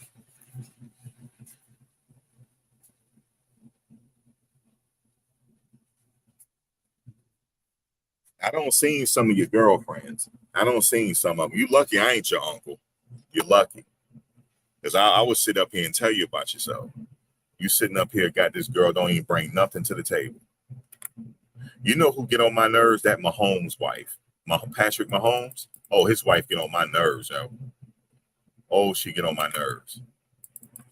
She get on my nerves, man. Oh, Blondie. Blondie get on my nerves, man.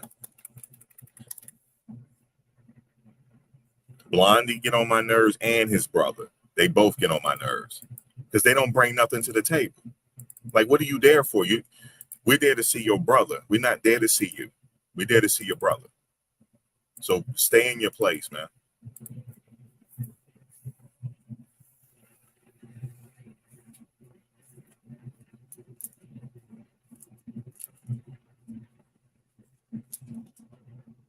And please, if you're going to mess with these old fast ass women in college, wrap it up.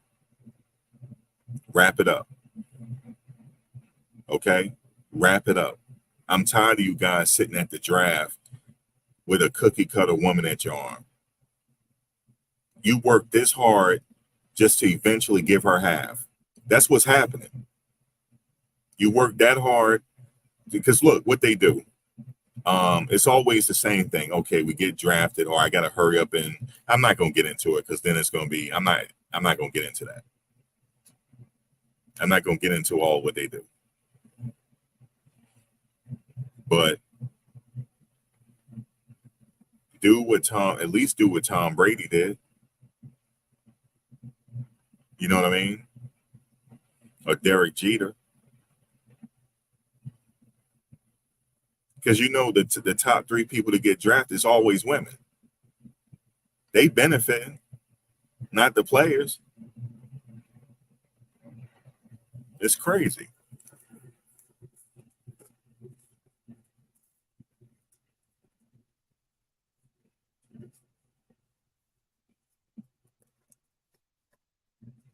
You would think after all these years, after all these NFL specials about these players going broke, we would have learned by now. You know, we would have learned by now. I'm not saying all the players are stupid, but I don't see Shedeur doing all that. That's why I like Shedeur. You see what I'm saying? He just needs to stop with the flash a little bit. That's the only thing I'm worried about. But other than that, that's a good kid. That's a good kid right there. On draft day, it's going to be him, his father, his mother, and his sisters there, and his brothers. It ain't going to be no cookie cutter ass girlfriend talking about, I'm happy we going to Atlanta. Bullshit. Bullshit. If that happens, I'm not watching no more. If that happens, I'm going to be so upset. You know what I mean? So that's what it is. Oh, Patrick Mahomes' wife. Boy, she get on my nerves, man.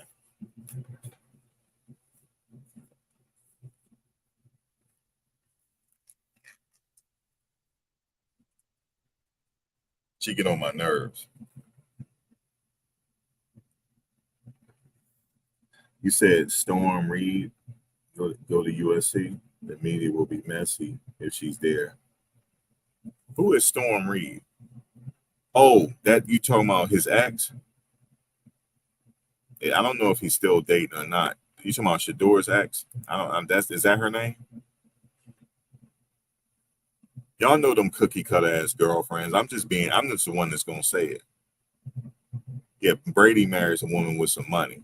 Now, even though she running her mouth now, talking about when I was with Tom, I wasn't free, but now I'm living free. Woman, please be quiet. Be quiet. Talking about she wasn't herself when she was married to him.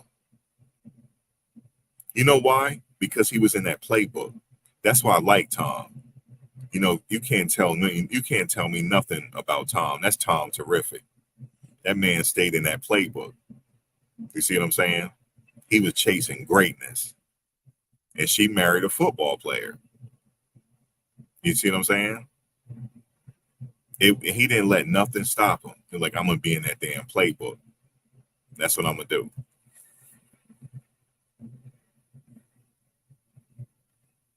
You know, you give up a lot to be great. You give up a lot. His situation normally doesn't happen because the average person is not willing to give up that much of their life to be in that playbook.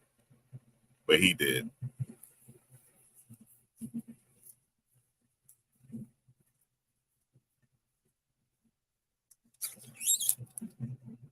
I better not see Caleb Williams at that draft with a cookie cutter. I better not. I better not catch him. I better not catch him. We're just happy we're going to the New York Jets. I'm just so happy for him. No, you're happy because you ain't got to work. That's why you happy. That's why I couldn't be no dad sitting at the draft, yo. I'll go viral.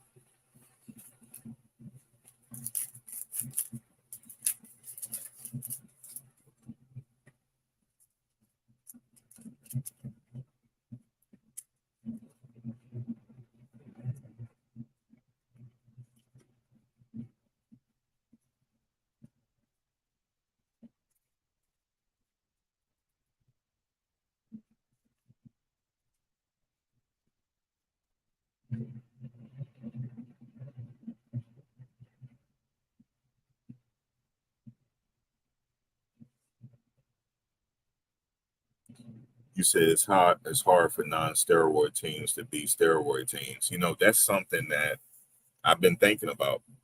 I know some of these players on that juice. Yeah, Giselle, you said Giselle worth 300 million.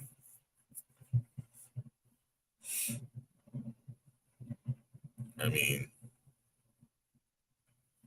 yeah, she's worth a lot. She's worth more than he is.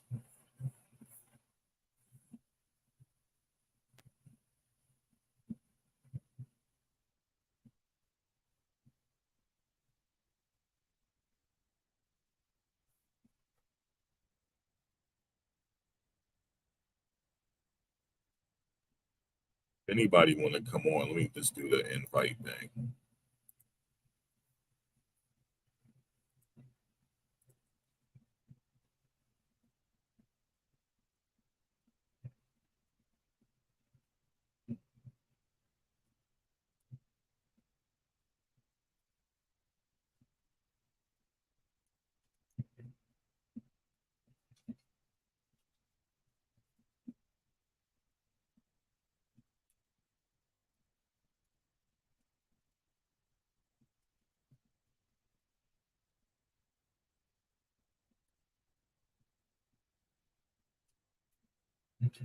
But seriously, I think we can beat USC. We just need a running game. But USC is tough though, but we can beat them.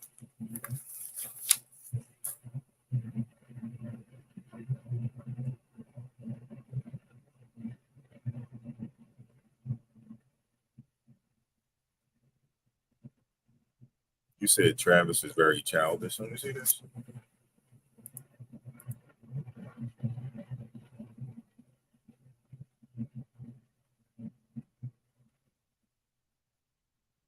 No, I'm not talking about Travis.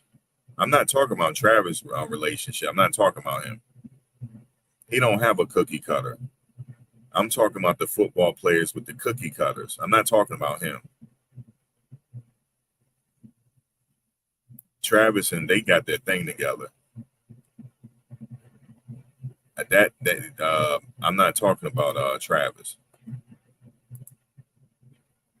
I'm talking about the cookie cutter girls. You know what I'm talking about. I'm not going to go into specific detail. And you said Travis. Yeah, Travis a kid. You got to remember he ain't even 21 yet. If he want to play video games with his onesie on, let him wear it. Let him. He's a kid. Now he did have that onesie on. Remember, he had that tiger onesie on. I was dying.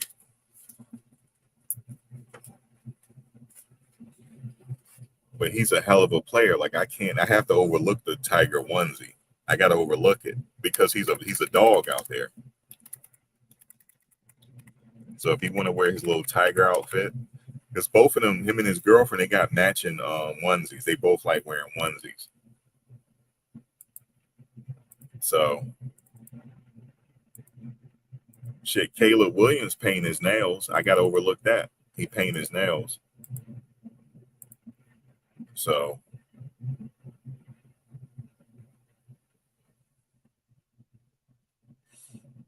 no, I'm not going to get into what I mean cookie cutter women because people they can't handle the truth out here no more. You know what I'm saying? Y'all ain't gonna try to get me canceled. But I'm not talking about Travis. I like him and his old lady. They good. I'm not talking about them.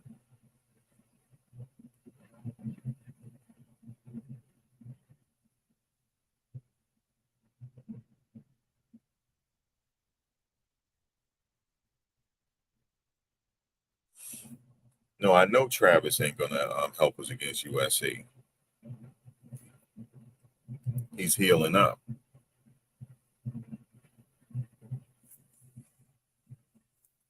Yeah, he's healing up right now. But it's unfortunate because of that dirty play.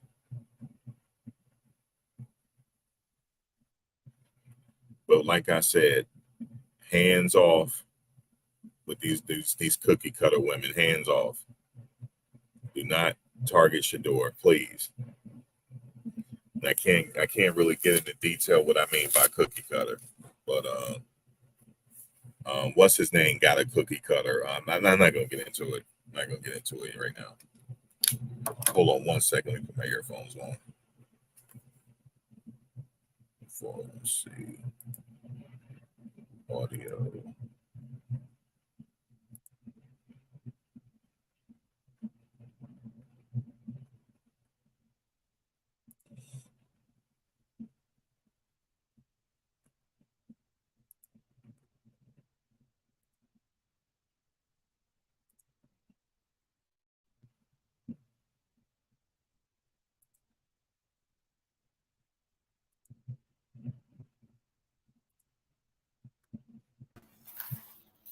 Hey, how you doing?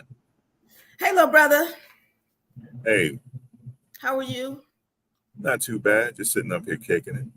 All right. You know what? I thank you for taking my call. I want to tell you, I really love your voice. It's all deep Thank, and just wonderful and everything.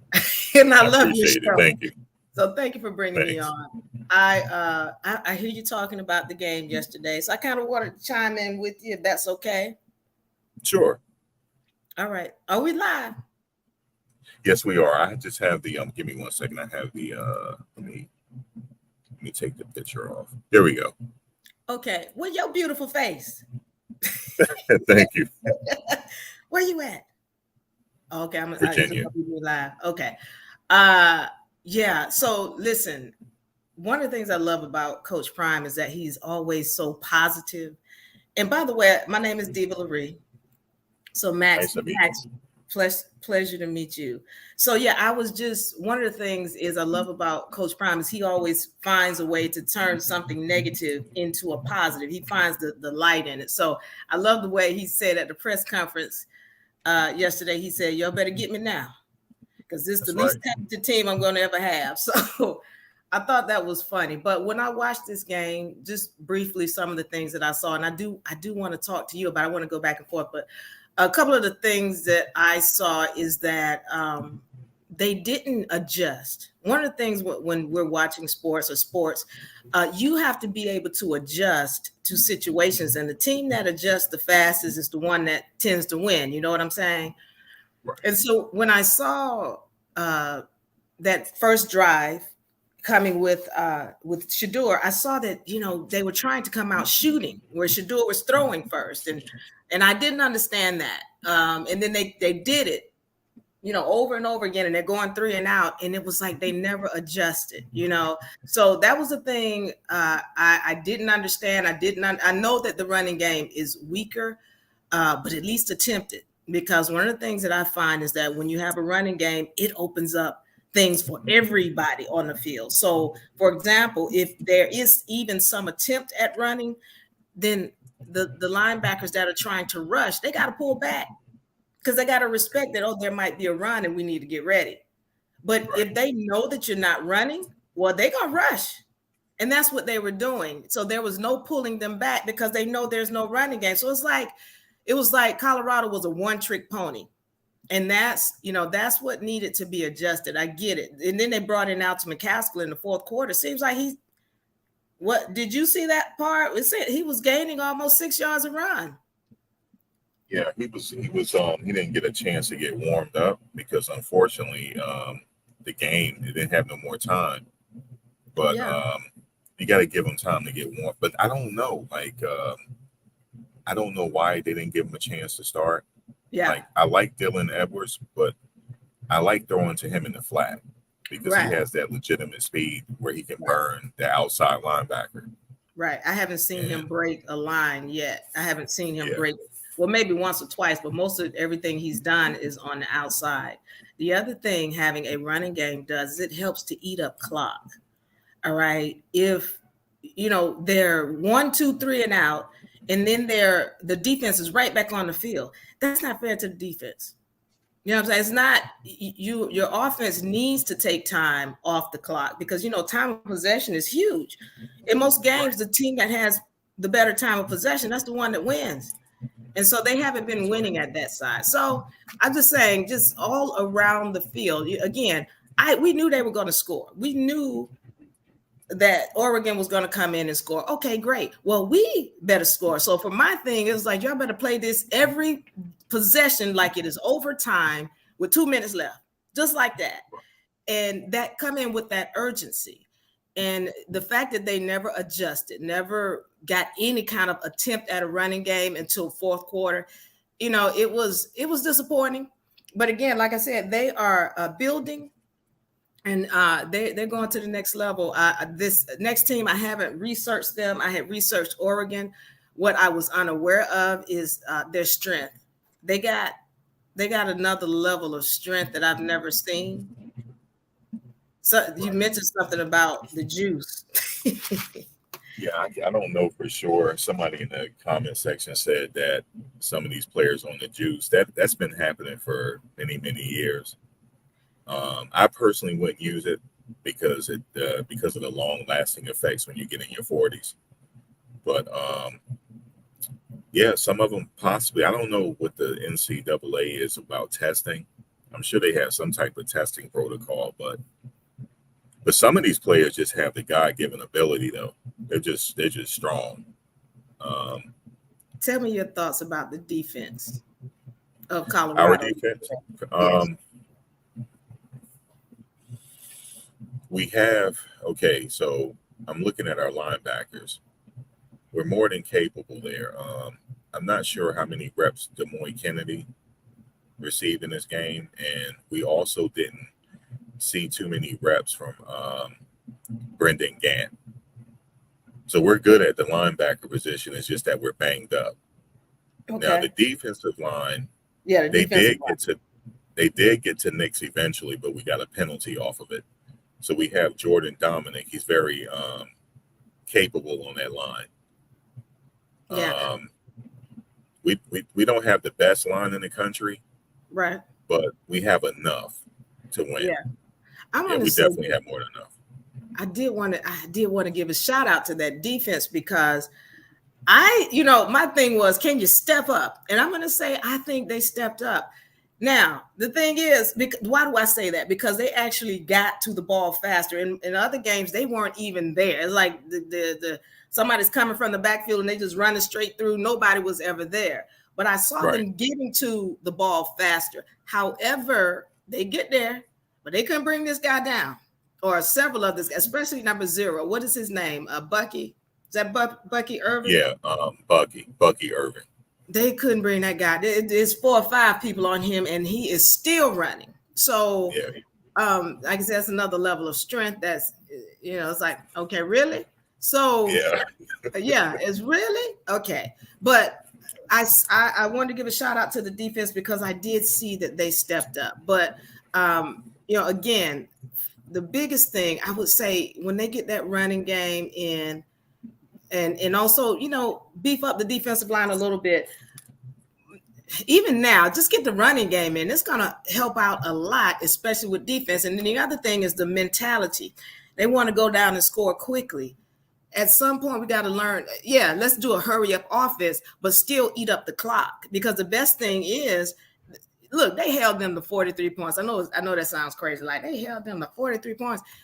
Well, if it wasn't for the defense, they would have scored 80. There's another team that they scored 80 on. right. And I don't even know if that team got the opportunity to score. What I'm just saying is, keep them At off that point, the field. it might be the scheme because you remember that play where the whole middle was open and the wide receiver didn't get touched and he just walked in the end zone. Mm-hmm. That was a defensive.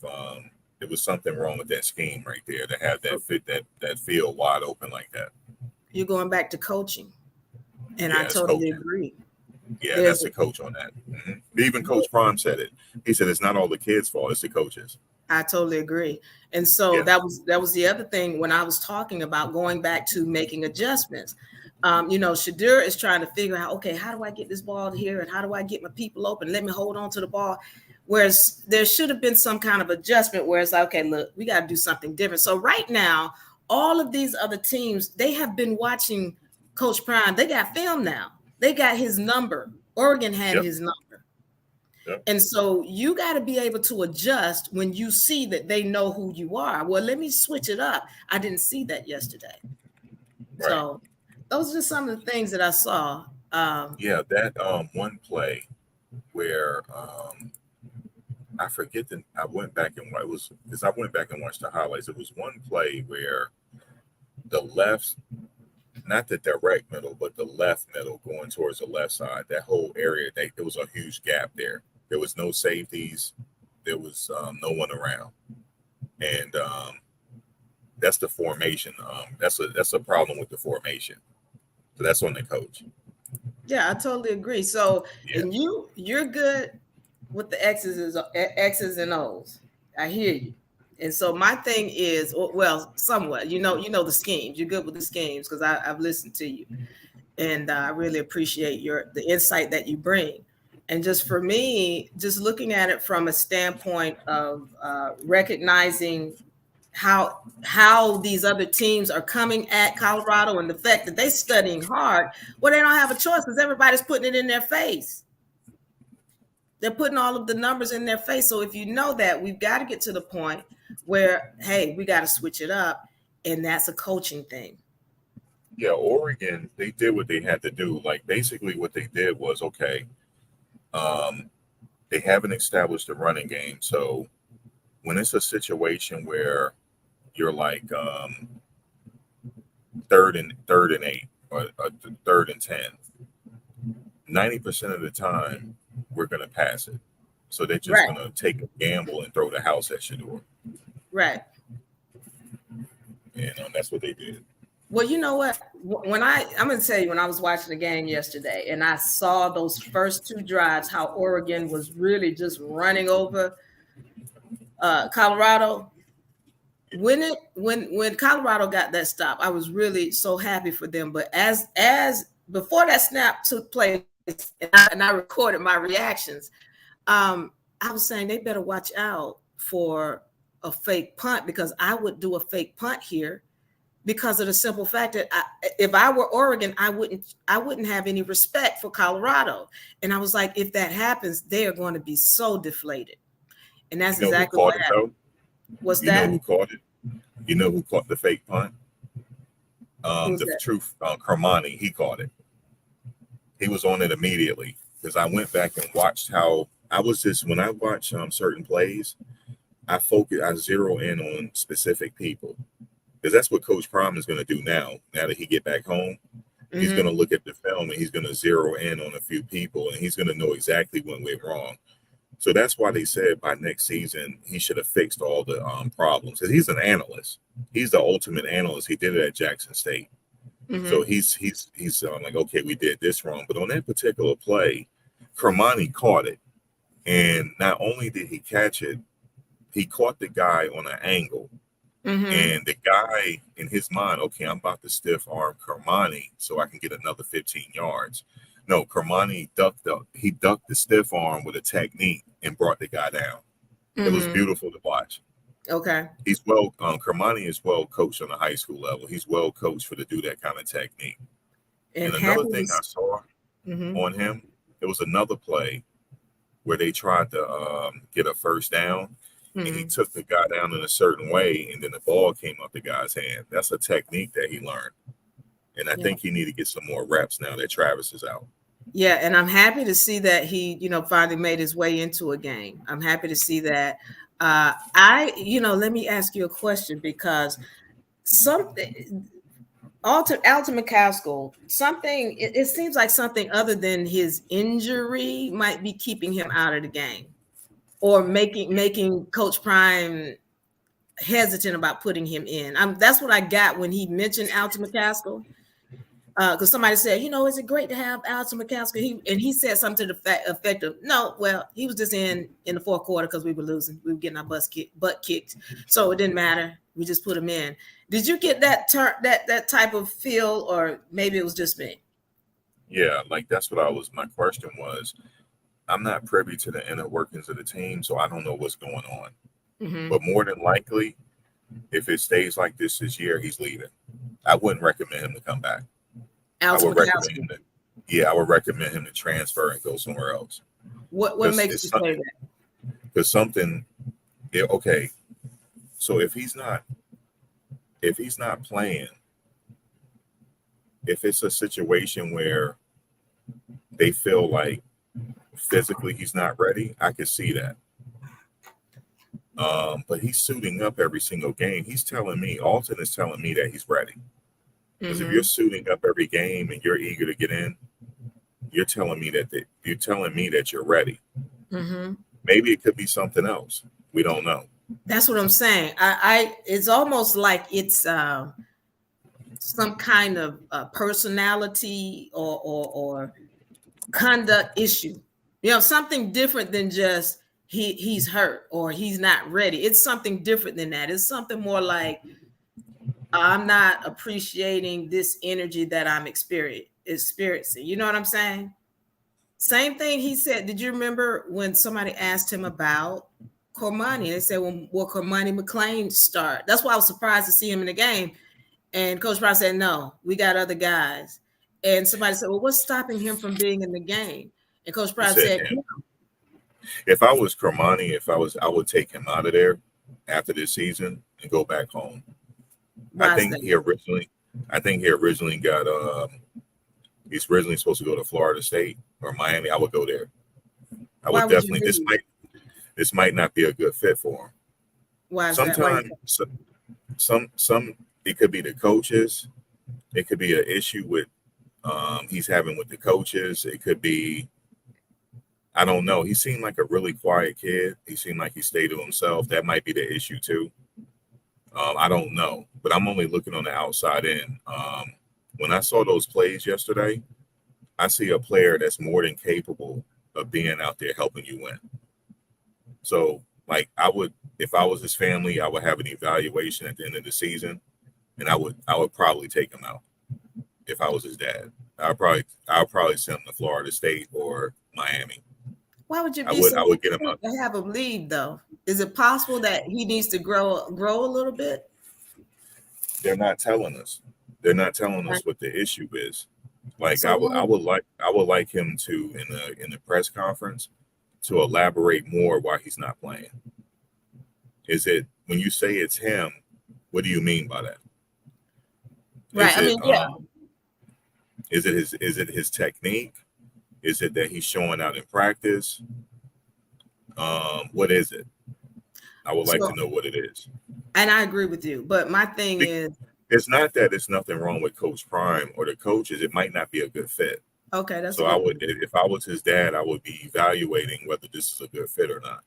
So here's the thing, and that's a good point. But here's my thing. As somebody who runs an organization, and I have people who are doing things, and for example, for me, if somebody is not able to follow instructions, right, I'm gonna lose $1,000. I'm gonna lose 2,000, 3,000. And it might to everybody else, it might be something simple where I've said to you one time, for example, in Coach Prime's situation, don't wear white socks. And you're deciding, I'm gonna wear some white socks, I'm gonna wear some green socks up here, and you've been told not to do that. To other people, it just seems like you're being nitpicky. But so, for example, in my profession, if I've said don't wear white socks, and you continue to do that, then I can't trust you when we got a big business deal and something is hinging on it, and you coming up here with the equivalent of some white socks when I told you not to do that. So now my client doesn't want to deal with me, or the client doesn't want to do business with us anymore because you don't know how to follow instructions. So yeah, it could be that. I'm not saying that, that's what I'm saying. Maybe he needs to, I don't know. Again, we don't know. But before you are quick to pull him out and put him somewhere else, see, if you're having problems over here, you're going to likely go somewhere else and have problems unless you have dealt with you. Not necessarily, though. It just be, it might not be a good fit for him. Okay. And they're not being specific with us because I'm looking on the outside in. If they come out and say, okay, he's the reason why he's not playing, but give us what's the specific reason. What exactly is he doing? Is it a maturity issue? Because they said the same thing about Dylan. One of the coaches said that he has a lot to learn, and he shows out, and he has maturity issues. One of the coaches said that about Dylan. Okay. So it could have been a situation where Cormani, that maybe, obviously he's a kid, he has to mature into the position. It could be that.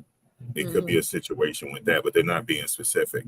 Right. And if I was his parent, they would have to be specific with me, or I'll pull him out. I would take him somewhere else. Because look, one situation he could thrive, and he could thrive somewhere else. But he's labeled a 5-star. 5 stars, in my opinion, they got to play. They got to find a way on that field. They got to find a way. Not all 5 stars start right away, though. Most 5 stars, it's kind of very rare for a freshman. Like Travis is very rare. Like he was a true freshman are very rare. Just because he's a 5-star doesn't mean that it's going to translate to the next level. But what I saw in the game yesterday, I saw the instincts of somebody that can play. Right. Yeah.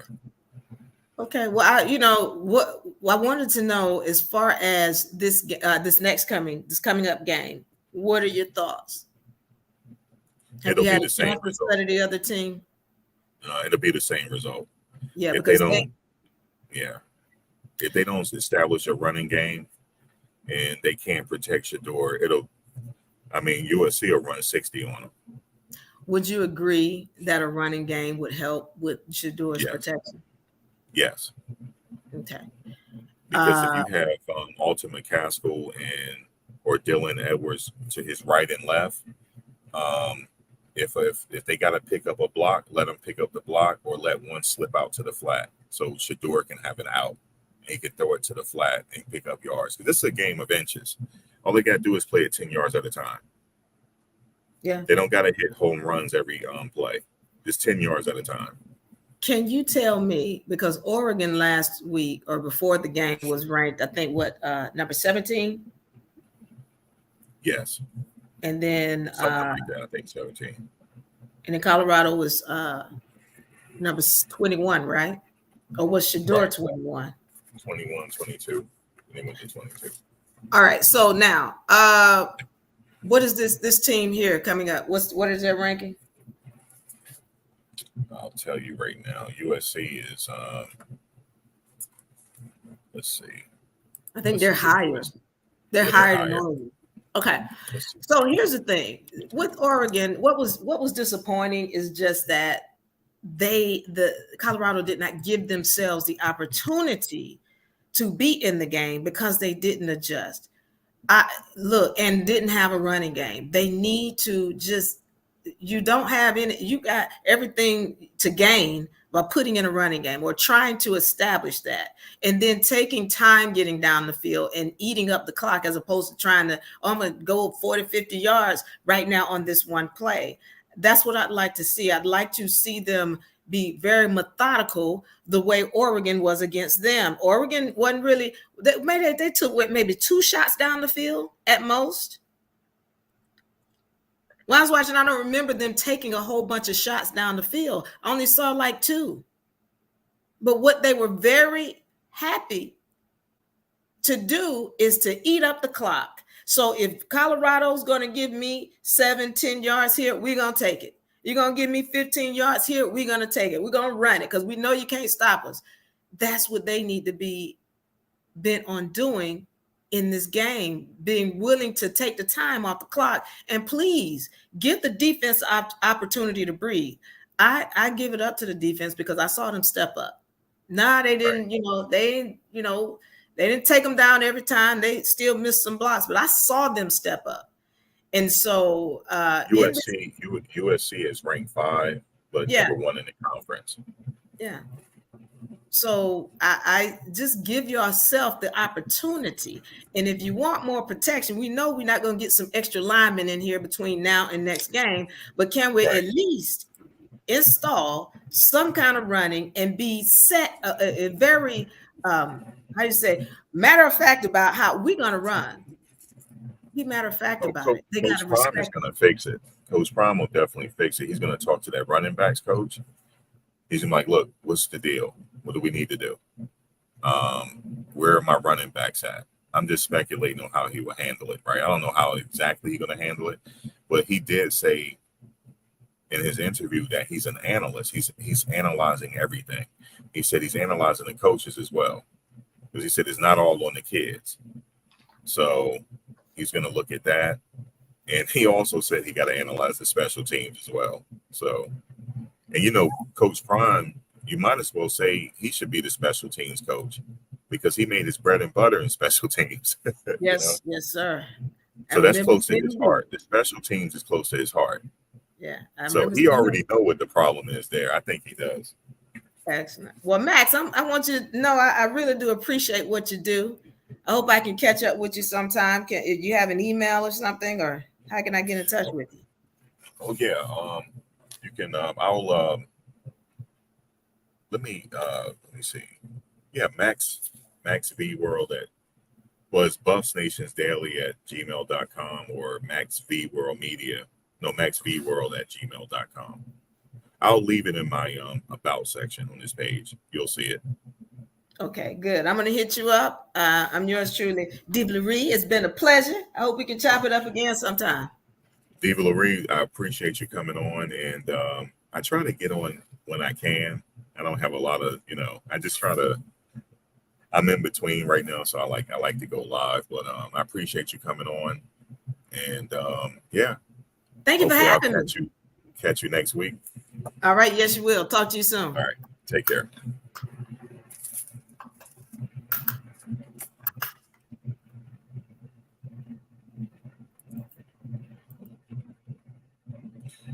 All right, so that was Diva Laree. If anybody else want to come on, be more than welcome to. And like a lot of this, I'm just going off of what Coach Prime said in his press conference.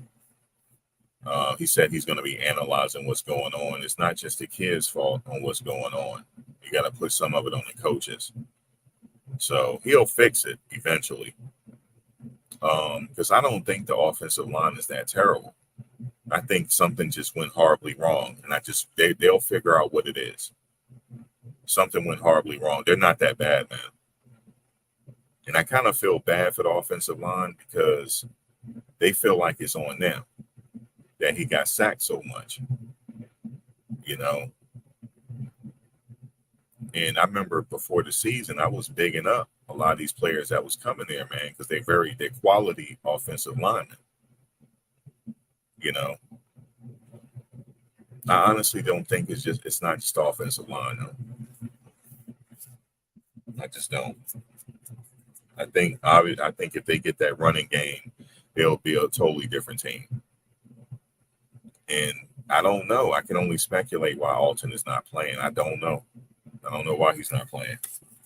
If I started like, oh, this is the reason why he's not playing, then I'm lying to you. I don't know anybody on that team personally. I can get creative for you, but I'm not going to do that. I just don't know. But if it's a situation where they're not confident in him, then I hope that he transfers at the end of the season to save his career.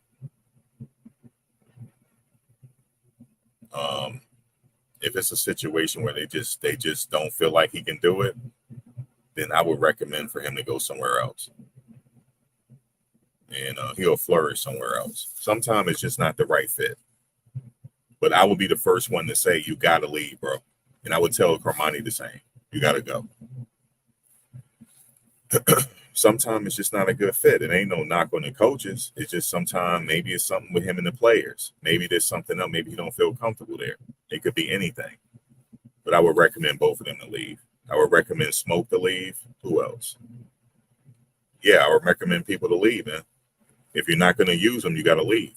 I mean, Smoke is a graduate student.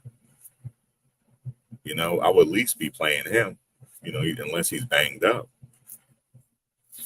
But maybe it's a situation where they had injuries. I don't know.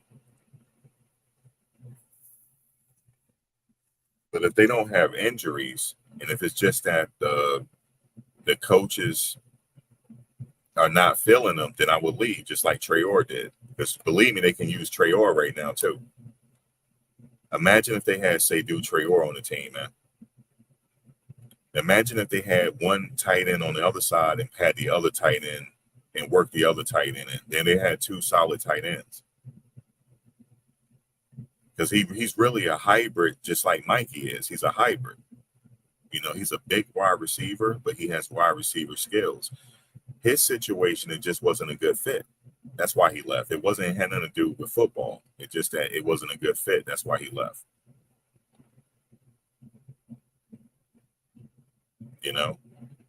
Sometimes just certain situations just don't work out. But I'm not going to keep proving myself. I'm just going to go to another team where I can start. That's how I'm going to do it. I'm not going to keep saying, like, I got to keep proving myself, man. But I guarantee you, at the end of the season, there's going to be teams going after Carmani. I don't know if they're going to be able to keep him if they don't play him.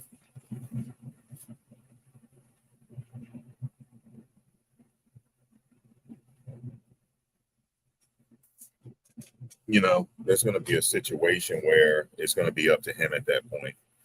But he could like the situation. You know, it could be a situation where he's okay with his role, right? He's okay with his role, and he's okay with being moved slowly.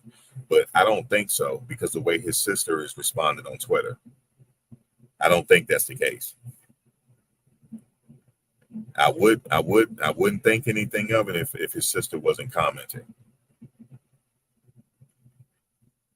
So it's something there. It's something there, because he didn't tell her to stop. If I was like, yo, don't comment on the situation because you know the media is watching. But she is commenting, and she's not afraid to comment on it. That's how I know it's something there.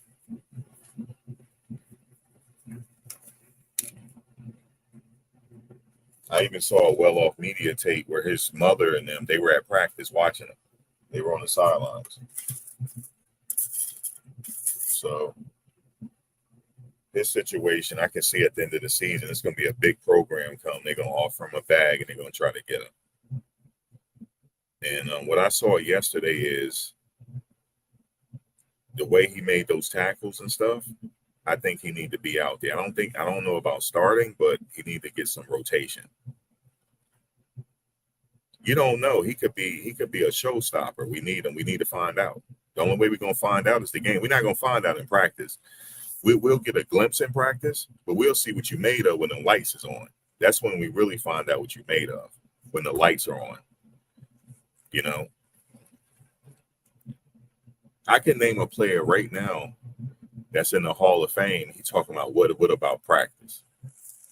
Now, some people might argue that if he took practice seriously, he might win a championship. But that's Allen Iverson. He said they talking about practice. You remember that? They talking about practice. But guess what? He's in the Hall of Fame. And the reason why Allen Iverson is in the Hall of Fame, there's a reason for it. Anybody know? The reason why Allen Iverson is in the Hall of Fame is because when he came to the NBA, they went from man to man to zone. They stopped going man to man and they started using zone because of him. He changed the game. He revolutionized it. That's why he's in the Hall of Fame. If anybody don't know.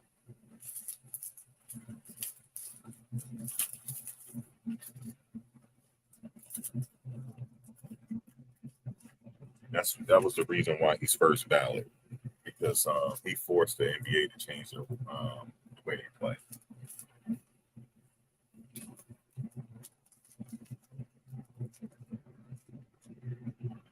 So I just joked and said, "You talk about practice." But listen, some players, they show up when the lights is on. Coach Prime, you showed up when the lights was on. That's why they called you Neon Dion. You showed up when the lights was on. You know what I'm saying? How we know Carmani might show up when the lights is on. He damn sure showed up yesterday because he was the first player to react to that fake punt. He was the first to react. And he went and tackled that guy too. He did. He didn't need no help. He tackled him on his own. A 300-pound guy with his technique, he brought him down with no problem. Please get that man in the rotation. Please. And I know what people are going to say, like, is somebody close to the team see my video? You know what they're going to first? You know what their first reaction is going to be, y'all? What the fuck does he know? That's their reaction. That's their reaction. That's their reaction. When I'm telling you guys, put him in the ball game. That's what I'm telling you. And put Alton McCaskill in the ball game. Please. All right, let's see who's coming up. Yes, sir. Hey, how you doing, sir? Hey, how you doing, JR Boxing? Thank you for joining. Yeah, man. Hey, long time listener of the channel, man, and I like the content that you put out, as well as some other channels that put out. But you know what happened with CU this past Saturday, man? It was hard, very hard to watch.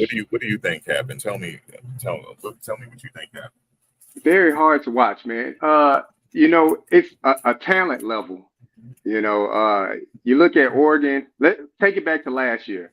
All right, Oregon learned a lot last year. Dan Lanning's first year there, he learned a lot. When Mario Cristobal left Oregon, he didn't just leave him a blank canvas. Coach Prime got to see you. It's a blank canvas, man. You pretty much can't keep any. Right. Are you still there? Oregon gets blown out by Georgia last year, right? Dan Lanning learned a lot about that. So what did he do? He got in that transfer portal and he got some dogs, man. Oregon has the money.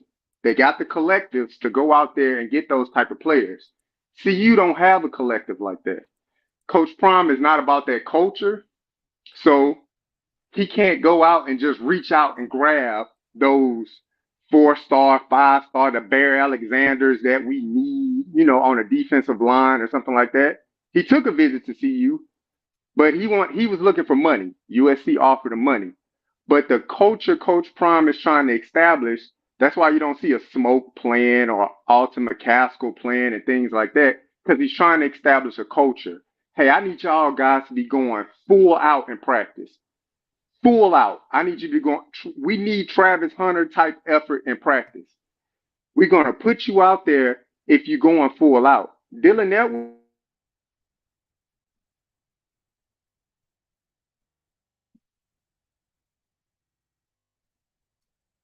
Hey, JR Boxing, we can't hear you.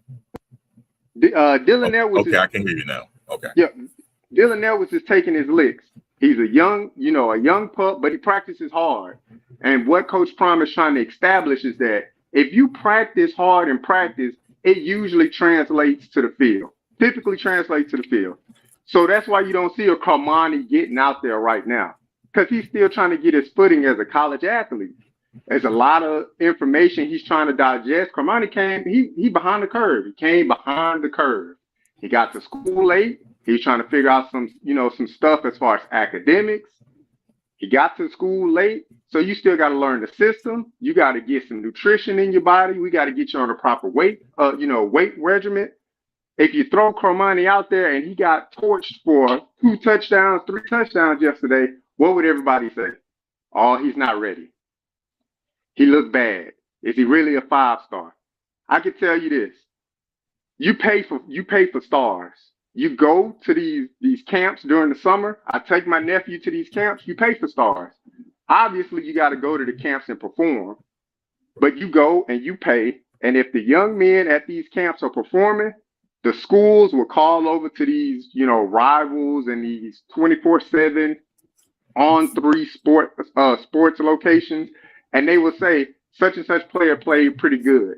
I think he's deserving of this star. And that's how they average out the star for these players. So 4 and 5-star, like Coach Prime said, I don't care what star you are. I want to know what type of young man I'm getting with character. If you're going to stick it out through tough times, if you're a part of this culture, he's looking for guys that can change the culture of CU. So it's going to be more games like that this season. USC might come in and blow the top off. Caleb Williams What about Alton McCaskill, though? He's already established as a bona fide running back. Why are they not playing him? That's true. Now, I was kind of like questioning, I was questioning that. I was like, why is he not? I can see what you're saying about Carmani, because he's a freshman and he got a lot to learn. Even though he showed me a pro technique yesterday, he took down a 300-pound lineman like it was easy. Yeah. It was a technique that it's the way he did it. But I can see what you about Carmani, but how about Smoke and McCaskill? Smoke is a graduate student, and also McCaskill is bona fide running like Eric Dickerson. Why are them two not playing? Now, for McCaskill, I think they're trying to protect him, just trying to protect him and bring him in slow. Now, I believe that he should have been playing from the start of yesterday's game. But the way they scripted those first 10 or 15 plays on the CU offense, it didn't dictate that. They wanted to come out fast because that's their tempo. Okay, it's the coach's fault. Okay, you answered. It's the coach's fault. Yep, it's the coach's fault. I put that solely on Coach Prime. I felt like he should have had more control over the coaching staff during that game yesterday. Like if it's whoever the play caller is, it's their fault because yep. Here's the thing. When he did get in the game, even though it was the last part of the game, did you know they looked different? Oh, most definitely. When he lined up, I thought it was a pro running back there. The way he lined up, he just looked like he's going to do something. Yep, most definitely. And that's me. If I'm the coach on that sideline, the game is getting away from us. I felt like Coach Prime could have utilized some timeouts and key points, especially after that fake punt. I would have called a timeout. Hey, we got to regroup. We got, look into their eyes and regroup them at that point. But if I'm Coach Prime, I get on the headset. I don't care if we don't gain a yard. You will run the ball 3 times, back to back to back. Get McCaskill in the game, run the ball. Just to bring the linebackers up a little bit. Oregon rushing 4 and dropping 7 in coverage. There's no way Shedeur can throw against that. You can't do it repeatedly, at least. Not where you can get a rhythm. Yeah, they're not going to do it against USC either. Yep. So, hopefully, they utilize the personnel a little bit well. There's no way Dylan Edwards should be in the game on obvious third down passing downs. He can't hold up in the blocking scheme. He's too young, too light right now. That definitely should be a Savion Wilkerson or a Hankerson or Alton McCaskill, Smoke. Somebody should be back there that has a little bit more weight behind him that can hold up in the passing block. But they need to roll Shedeur out a little bit more. He's stationary in the pocket a lot. He holds on to the ball sometimes because he's trying to make the pro read. And college football sometimes is not about the pro read. I'm not saying that Shedeur should regress, and go back because he's very smart. But if the read is not there, there needs to be some rollouts to give him time because that offensive line they're very bad, very very bad. They get their butts whipped by the CU defensive line in practice. So you can only imagine if the CU defensive line can't really do anything against other teams, then a team with an actual defensive line, they're going to take advantage of what they see on tape. Yeah, there was one play that I saw. I believe it was Wells that was getting backed up, and he ran into Shedeur because the guy pretty much backed him into him. Yep. I saw a play yesterday with Caleb Williams that happened with him, but he ran back so much on his. He did more than a 3-step drop. Yeah, I think he did like a 4 or 5-step drop, and then he threw it. Sometimes you got to do that too, or he just, he's a wizard. He knows how to get out the way. Yeah. He's more athletic. Shedeur can run too. He can, but Caleb Williams is a better athlete than Shedeur Sanders. Hands down, he's a better athlete. But when it comes to arm talent, I believe, Shedeur Sanders has better arm talent than Caleb Williams, and hopefully we'll get to see it. But the coaching scheme has to be a little bit better. You got to know your strengths and your weaknesses. If your coaching scheme is, we want to do quick passes, but the line of scrimmage can't hold up, then you need to do some more of a West Coast style. Get them out on some naked boots. Get them out on the outside of the pocket. It shortens the field, which I hate, but at least it gives you an opportunity to dink and dunk down the field. Quick outs, curls, maybe a deep pass every once in a while. But Sean Lewis has to slow down the tempo. It came out of the gate 3 and out twice. Kill the defense. Yeah, it's a game of inches. I would say play 10 yards at a time. Yep, definitely. If the running backs can get me 3 to 5 yards, I'm cool with that. Yep. I mean, there's no way you can tell me Alton McCaskill can't get tackled and lean forward for 2 yards. I mean, he's 215 pounds. I think he can average 10 yards, even with this offensive line. Because if you saw his stats yesterday, he barely touched the ball and got 7 yards. Yep, I believe it. Yeah. So the way they utilize Dylan Edwards, I mean, you're running Dylan Edwards up the middle. Now, I know that's the play call, but that's not the right personnel on the field for that. That's a Savion Wilkerson. That's a Smoke or an Alton McCaskill. Dylan Edwards should be strictly on tosses or screen passes, something that can utilize his speed. You're running a young man up the middle. He can't do anything. He's about $185. Yeah, you run him up the middle, or you can just run him in the flat, or like you said, make it boots of screen passes. Yeah, He's gonna screen passes and tosses. you know that one play, I forget what it is. It's not the option. It's when the quarterback is running to his right or left on the slant, and right before he gets to the line of scrimmage, he dumps it off to the running back, Like a and little then shovel just let pass. Yeah. let Dylan pick up 15 yards. He'll pick Yep. up 15 yards easily. Yeah, I was, Yeah. but that was probably the most disappointing thing, man. Out of all my years of following Coach Prime, all the way from the COVID year at Jackson State, I just felt like he did not personally take control of the game from a coaching standpoint to say, timeout, we running the ball. I don't care if we get 3 and out if we run the ball, but you're gonna run it. Because throwing the ball 3 times in a row, that's not working either. So you need to try something else, Sean Lewis. And it didn't happen, man. He allowed his coaches to coach, which is great. But at that point in the game, I think he failed as a coach in that aspect. Awesome person, awesome coach overall, but in that moment, I believe he failed the team. And he came out and said it in the press conference, got to be better. We got to evaluate everything, but that's what I felt. And, it's levels to coaching. He said it. He said it. He said, it's not just on the kids, it's on the coaching. Yep. And he said, he needs time to go home and watch the film and evaluate it. But definitely he is. They'll be better. He's definitely going to correct it. Yep, they'll be better. Losing solves a lot of things. I was telling one of my buddies yesterday, I say, look, Nick Saban started off at Alabama 2007, 7-6. Now he's considered one of the best coaches ever in college football. I said it'll get there for Coach Prime. It's gonna take some time. You need some players. So hopefully CU, gets their money situation together. It's projected that CU is supposed to make like $90 million this year in football revenue. Yeah, that's a $40 million jump from what they had last year. That's crazy. They gotta be willing to grease the players' pockets. Yep. So there's probably going to be some then they're just going to go started. to the other teams. It'll probably be some collective started, I'm sure, and in some form or fashion. I hopefully he doesn't steer too far from that, because once you start getting into that, now it's kind of a pay for play. But I'm gonna tell you this: they have to do it. You know why? Because they got a few players on that team that are millionaires. That's so. Yep. If you got a few players on the team that are millionaires, and you got players sitting in dorms, and they're just as good, you got to get them some money. You got to find a way to get them some money. Because if not, they're going to go to these other programs like Georgia. They're going to go to these other programs, if you don't find some money to give them.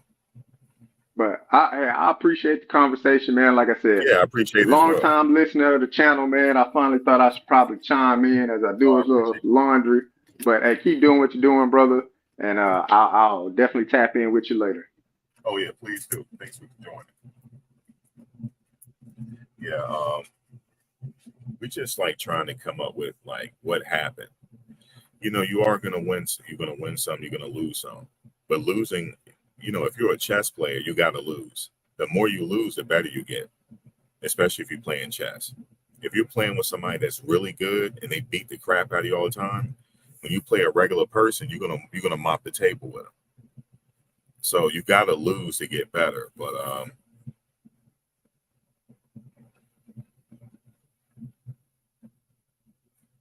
I just don't.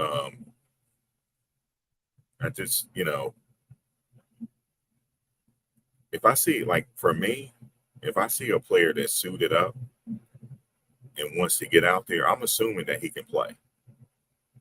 But maybe they know more. Maybe he's just not ready yet. I don't know.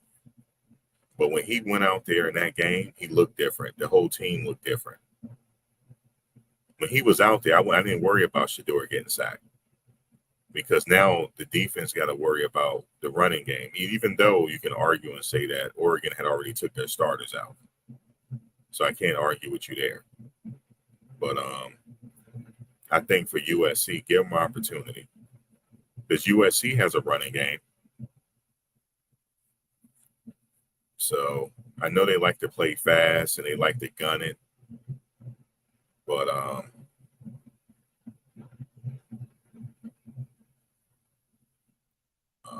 I honestly think it's more than the offensive line, though. It's not just the offensive line. The only reason why I'm saying that is because I looked at some of the highlights from the offensive line when they were out of the schools.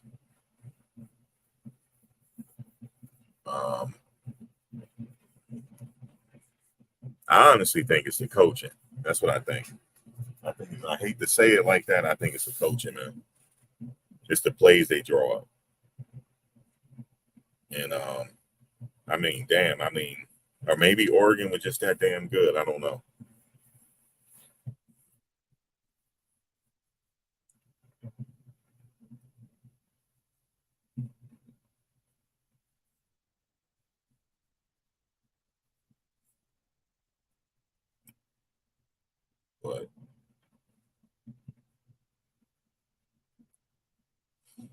But I was looking at it and I saw the other team just throwing the house at them, so.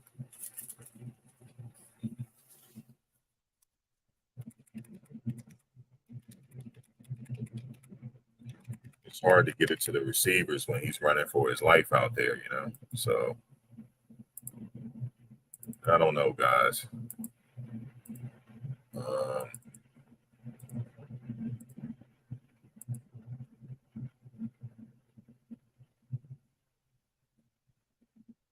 Yeah, I don't know. I don't know what the early line is. I haven't looked. Oh, you said Brown? Yeah, we can use him out there, right? He won't be back till next season. Unfortunately, the NCAA they didn't approve his waiver.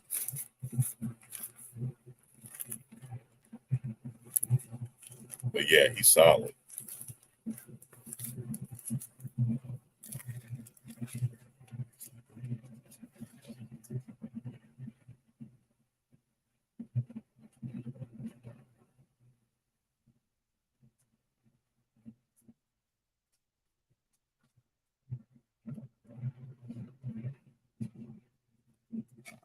But some of these guys, man, I seen on the defensive line, them guys is huge, man. Like 302, almost 300 pounds. It's crazy.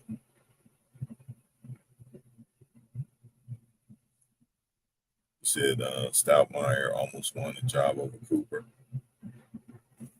Nah, you play Cooper, man. I'm playing Cooper. I'm telling you, man. I would tell you guys who my starting five is, but like I would definitely be playing Cooper out there. I would keep Cooper out there. Maybe Travis, obviously, he's hurt right now. Obviously, I would have Travis out there. I would have Carmani in the rotation as well. Whenever Travis J worked his way back, then definitely Jaquez.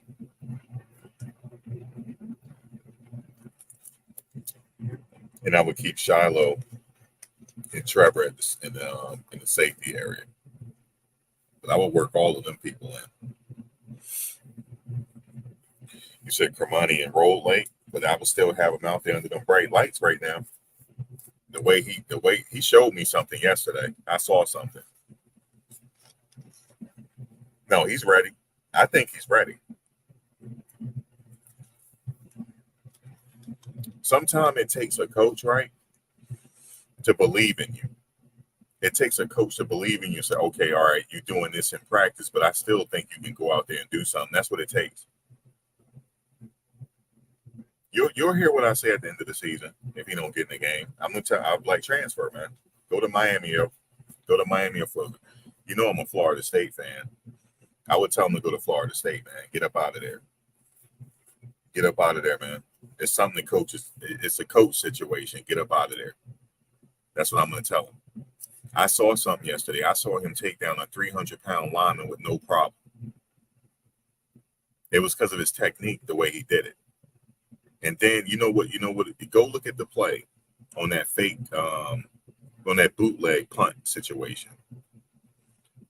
The offensive whatever, the lineman, the defensive lineman, he just knew he was going to stiff arm Carmani to death because he had a stiff arm ready for him, but Carmani ducked it and took him down. That was very good what he did. Go look at it. and he stumbled a little bit, but he kept his angle. Kermani was running on an angle, and the guy had his stiff arm ready for him, and he ducked that stiff arm and took him down. That was a solo tackle. He didn't even need to touch the guy. He just took him down with his technique. And then the other play, he got in, and then the guy caught the ball, and he came in with this kind of like, it wasn't a head-on tackle. It looked like it was, but it wasn't. It was just the way his technique was, and knocked the ball out the dude's hand. But the ball went to the sidelines. He's ready to go, man. I don't think the coach. I don't know. I think it's the coach, man. He's ready to go. Kamani's ready to go. He's ready. But maybe they got the philosophy. Well, he's not having a good practice. Everybody don't practice. Listen, I know players that show up when the lights is on. That's when some players really turn it up. When the crowd is roaring. When the crowd is cheering and the lights is on, man, players show up. Please let him play. Please get him in the rotation. And you know who I want to see Kermani against? I want him against put him against Rice for the USC game. And all it takes, I'm like, Kermani, I believe in you. Go stick Rice, yo. Go stick him. Go stick him man to man. I'm going to put him on a man-to-man and go stick Rice. I guarantee you Rice ain't going to catch it. Because quite frankly, I'm going to say this to the Colorado coaches. If you don't believe in them, I know a lot of teams out there that will believe in them. Florida State is one of them. So if you guys don't want him, I would recommend for him to go packing at the end of the season. There's no way he plays over Stoutmeyer. There's no way. I mean, there's no way Stoutmeyer starts over him.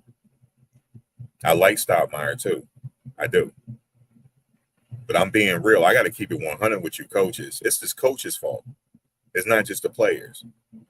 And I want to say this to you as well, coaches. You guys beat TCU, right? You beat TCU. You beat Nebraska. Right? And you beat Colorado State. Please give the players some credit. Okay? I don't want to keep hearing that you guys don't want it. You guys weren't supposed to beat those teams. Give the players credit when they don't keep downing them. You know, maybe it's just some of the edits I see. And well, all I see is they ain't doing nothing right. You guys are getting ready to lose that locker room, man. This team is a lot better. I don't even think the coaches believe. I don't even think y'all believe y'all going to beat Oregon. I'm keeping it 100. I don't even think y'all believe that y'all are going to beat Oregon.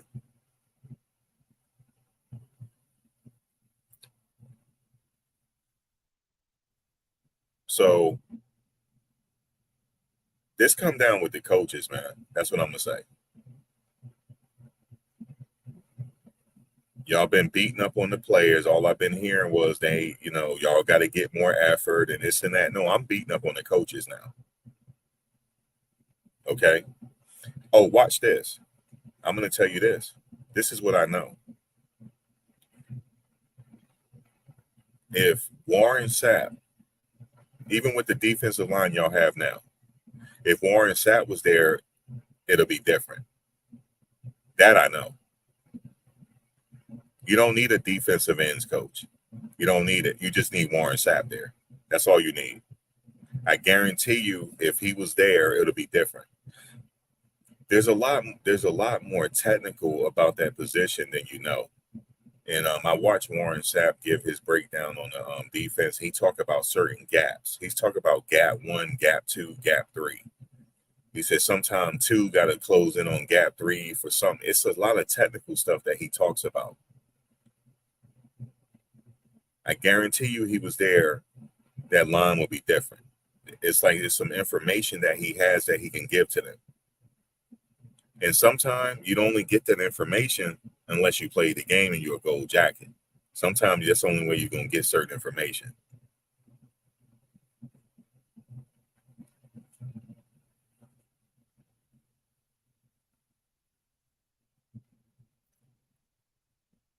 So I'm just saying that. Like, I'd have been like, Coach, if I don't want it, I wouldn't be here. You know, that's what I would be saying. Like, yes, I want it. If I wouldn't want it, I wouldn't be here. I don't want to keep hearing that I don't want it. You know what I mean? Come up with some better plays so we can protect Shedeur. How about that? And that's not on Coach Prime. That's on the that is on the offensive coordinator. Whoever the offensive coordinator is and the defensive coordinator, this is your fault that this happened. You know how I know? I could tell when Shedeur was having a conversation with Coach Prime. He was telling them exactly what was happening.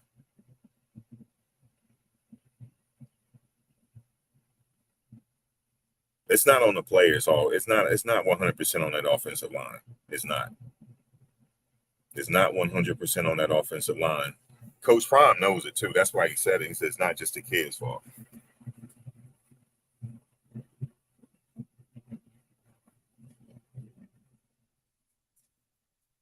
So he told it in that press conference. He said, but we're going to fix it, though.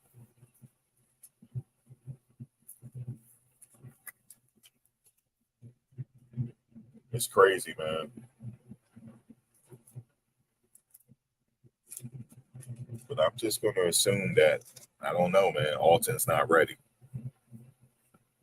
I don't know how you don't put him out there, man. And he runs like Adrian Peterson. How are you not playing him? It's the coach's fault, yo. That's just what it is. It's the coach's fault. I'm just saying that. How you have an Adrian Peterson and you don't play him? That's what I'm trying to say. How you got Cavassier Smoke on special teams and you don't got him running the ball? God, my God. Who's the running backs coach? Let me find out who the running back coach is. Hold on a second. Hold on. I got a question for the running backs coach. Let's see.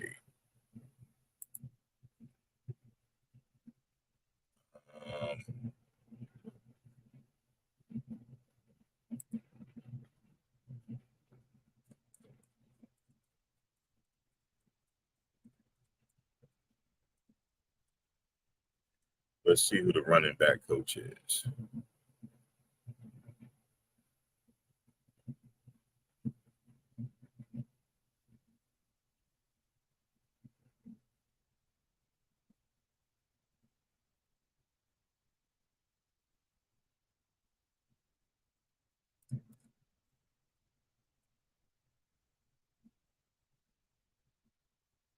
Oh, okay. Coach Harrell. That's the running backs coach.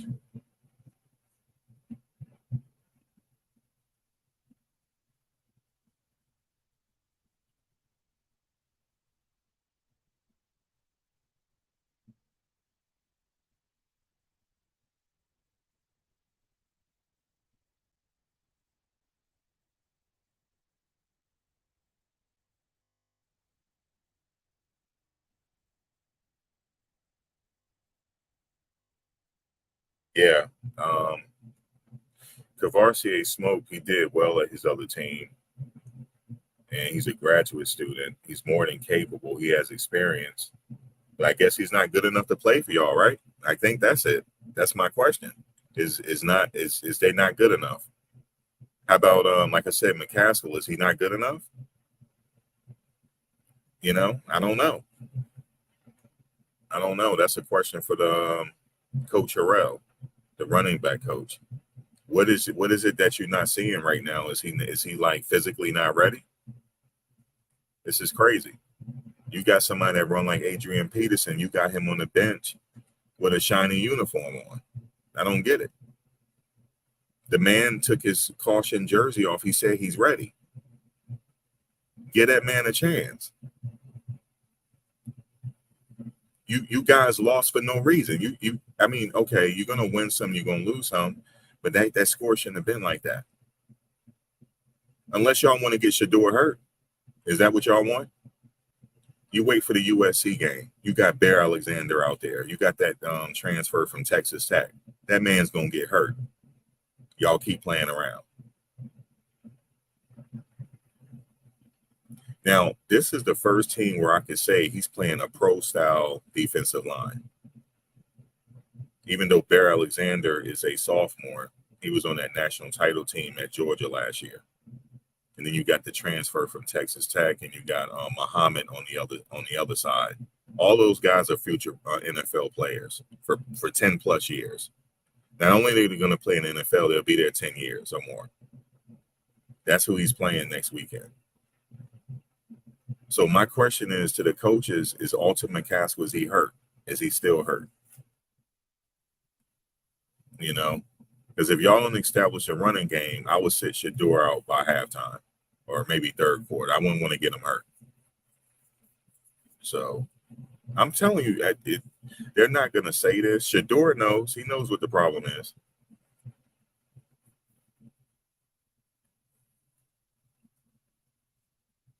Yeah, you said he needs to throw the ball away. Did you see that one play? They didn't even give him the opportunity to throw the ball away. That defensive line was on his neck, breathing down his neck. He couldn't even get out the pocket when they were sacking him. That's how quickly that line closed in. No, yeah, Shedeur can't do it all. That's why I said they need a running game.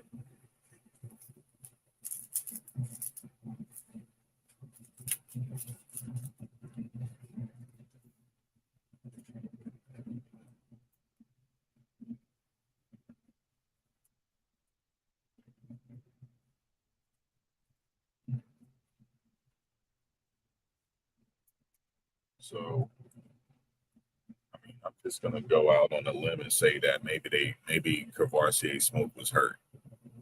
That's the only thing I could come up with. Maybe he was hurt and Alton is just not ready yet.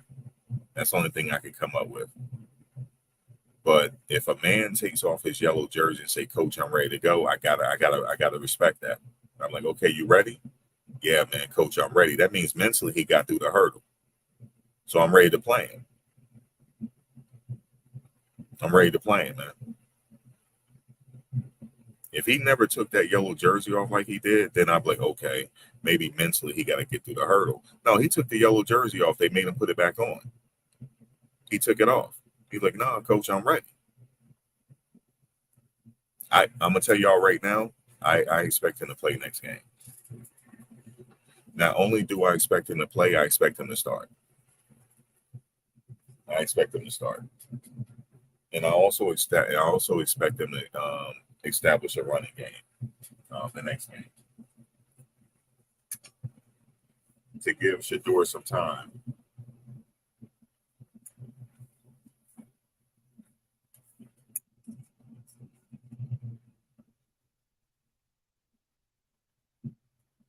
So that's what I expect for the next game. If a man said he's ready to play, we gotta let him play. So, like, my thing is for the running back coach is if he's ready, why you not letting him play? And you know what he did his freshman year at Houston. And why can't he do it there? If he's good to do it there, why can't he do it with you? What's the difference? You know, is it that you don't believe in him? What's the difference? You know? Oh, did he magically get there and you just he's not that good? Like, what is it? I don't think that's the case. So please let him start, man. I want to see that big running back there. That's it. The big running back, and then put Smoke in as well. Have Dylan go out in the flat. And then Shedeur will be doing his Brady again. That's what's going to happen.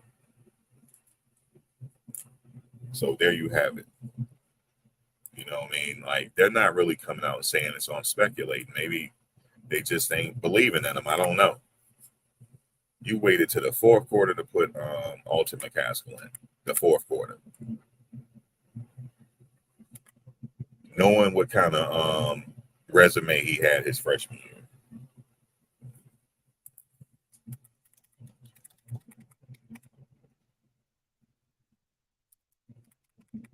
So I expect him to play the next game, y'all. I'm telling you, I expect him to play. So I gave them an earful today. And that's it, man. It's not just a I know that the old line is taking all the heat right now.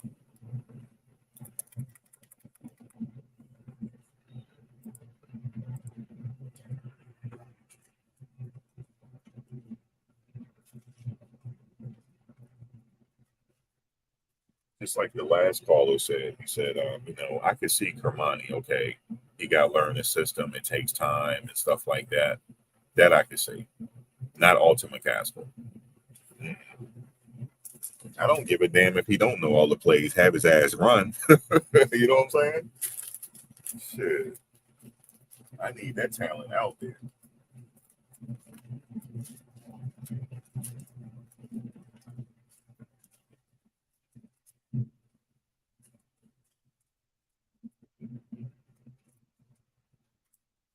I need that type of talent out there, man. I know what Houston is saying now. You should have stayed at Houston, Alton.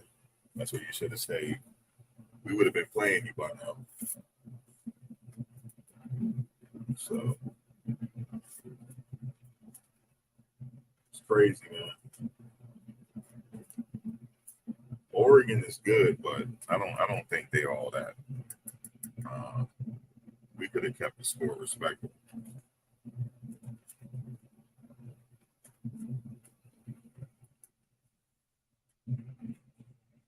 But anyway, I'm still rocking with the Buffs. I just want Alton to play, that's all. But that's just me. Shit, I believe in him. Alton, I'm ready for you to run. I believe it. And here's another thing, coach, especially a running backs coach. When Alton get in the game, he mess up a few times. Just let him keep playing. He just working the cobwebs off. It takes a while sometimes to get that engine lubricated. You know what I'm saying? And that engine turning over. So keep him out there.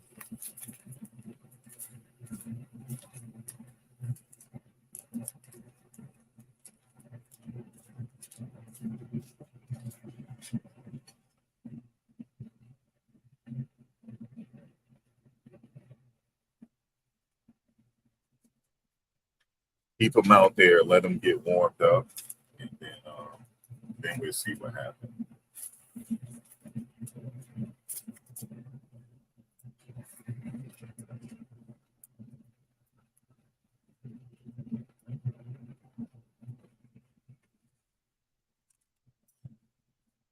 Because right now, like, teams are looking at, you know what, I got the blueprint to beat them.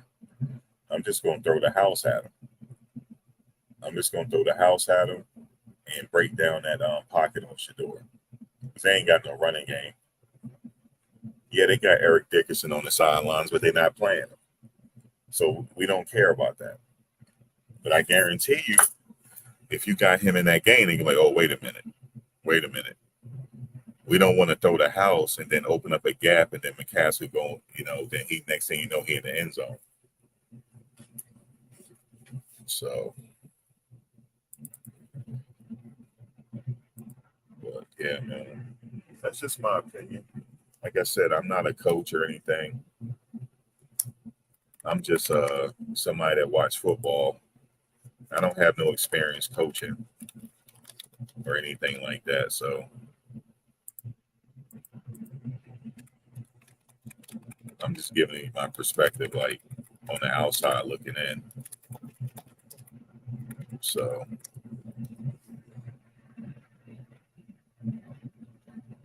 if I was Coach Prime, I would want to know the status on Alton right now. You said, why did number 55 on offense hit the guy late? Which play was that?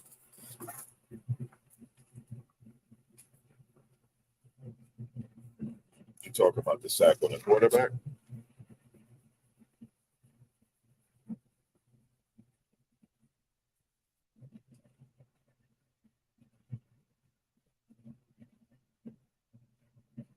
Yeah, I was going to say that, Ryan. Arizona, when they played USC last night, they did pretty good against USC, even though USC finally closed the show. but they had a really good, respectable showing.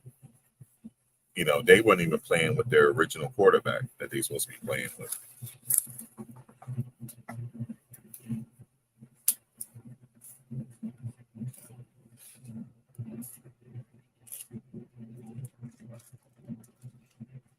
Ryan, you don't know this, but like Colorado, we got a hell of a running back on the sidelines.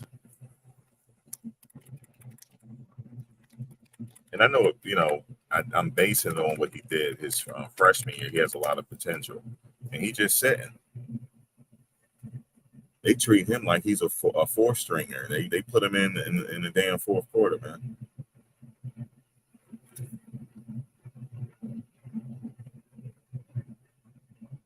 I don't know why they didn't use him. Don't know.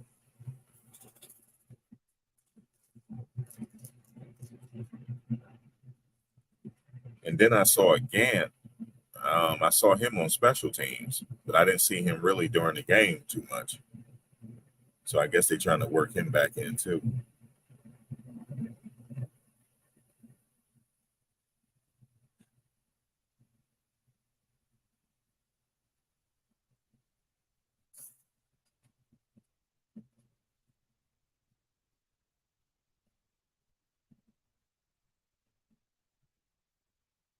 You said, in your opinion, no scheme could have stopped that train. I know a lot of people are thinking that too. Like people are just telling me that, no, Max, Oregon is just that good.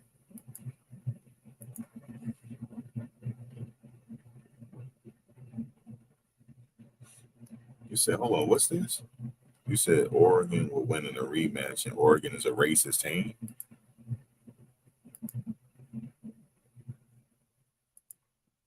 I don't know about that one.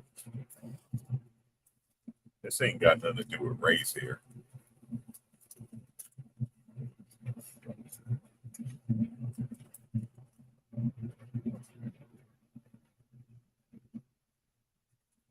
I don't race. What the coach said about Coach Prime, that's just him. Like, that's just him being a hater. You know, he just don't like the attention that Colorado was getting. He felt slighted by it. Yeah, 95% of you said, yeah. So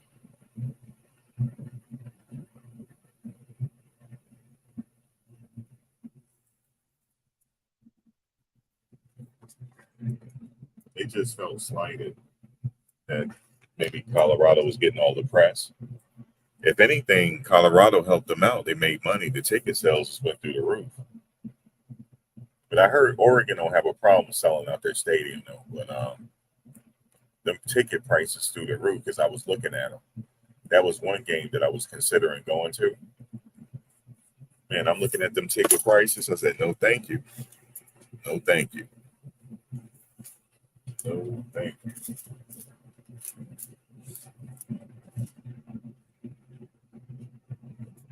The ticket prices is like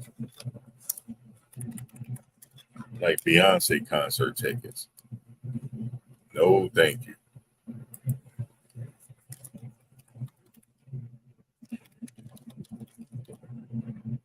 But if you get them, some tickets is pretty reasonable. But man, you talking about Yankee ticket prices. That's how much them tickets going for. I'm like, damn, this a Yankee. Are they playing a Yankee Stadium? Or like, what's going on here? Coach Prime brought the business with him. Let me tell you.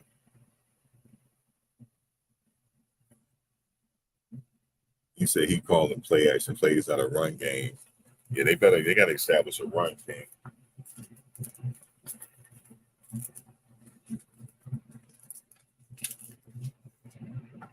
You see Coach Prime on the sidelines, the way he was looking. He said, I'm going to fix this.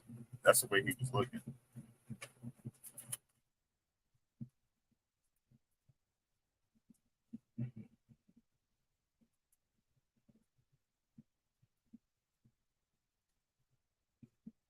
He was looking like, okay, I'm going to fix this.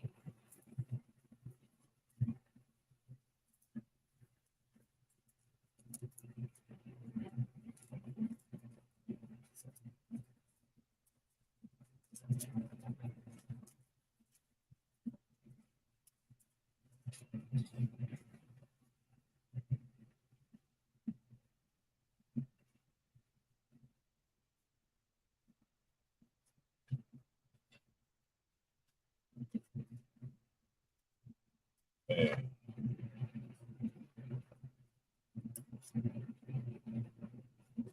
I hope we'll see what happens next week.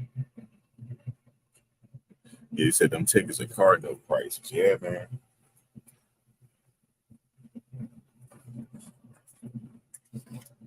I'm thinking about going to the UCLA game.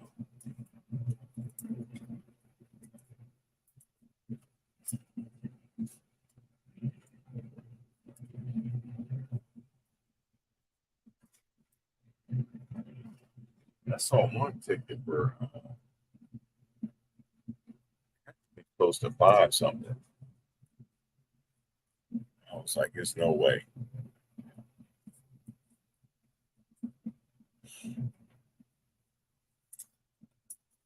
And you can imagine how much the scout tickets are going for out there. You know, people are scouting.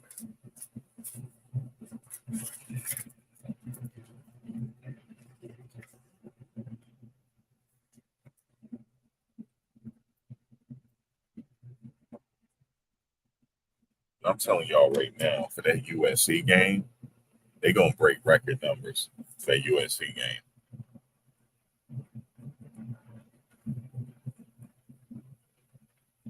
Record numbers are going to be broken as far as viewership and everything else.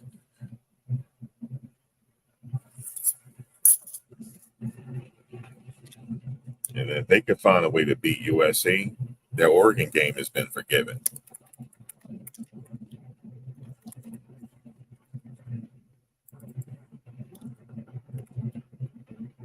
I know I used to say the number one priority is protecting Shedeur.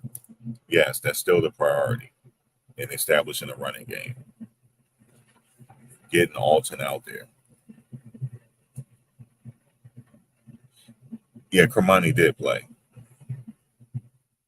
He almost took a player out of his cleats and bobbled the ball out of his hand, but it went on the sidelines, and he stood over the guy. And he saved that bootleg punt situation. He was the first to really react to it. And he was at that guy. And he took that 300-pound lineman down with no problem. You know, the guy was trying to stiff arm him, right? He's like, man, the hell with your stiff arm. I'm ducking it. And he took him right out. Please get him in the rotation. Please. Please get him in.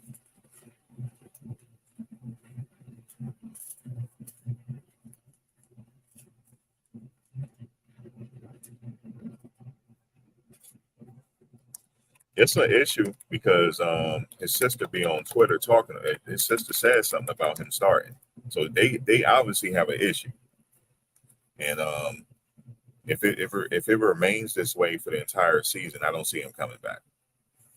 So.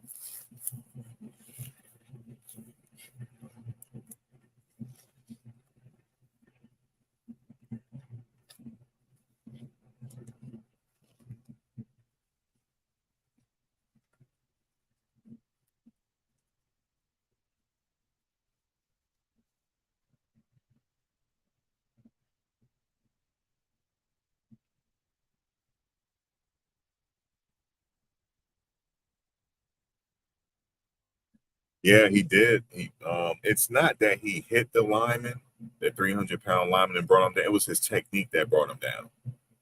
Because the guy was trying to hit him with a stiff arm, and he came in on an angle, and he rolled him. And then the guy, he took the guy out. He didn't even have to wrap him up or anything. It was just a great, use of his body. That how he took the guy down. It was beautiful to watch. But the way he trucked the other guy when he was lined up, that was just frustration. He just trucked the guy, and but it was good technique because he got the ball out the guy's hands. So that's telling me that he's ready. But maybe it's just that the coaches ain't believing in him. The only reason why I'm saying that is because of what Coach Prime said. He said the only thing that's stopping Kermani is Kermani. So maybe it's a situation that they don't believe that he's practicing good enough. But what I'm telling you is with somebody with that talent, you got to give him opportunity. You got to give him opportunity. Let him get out there. If he mess up, let him. He's gonna mess up, but let him. Give him an opportunity to see what he can do. Give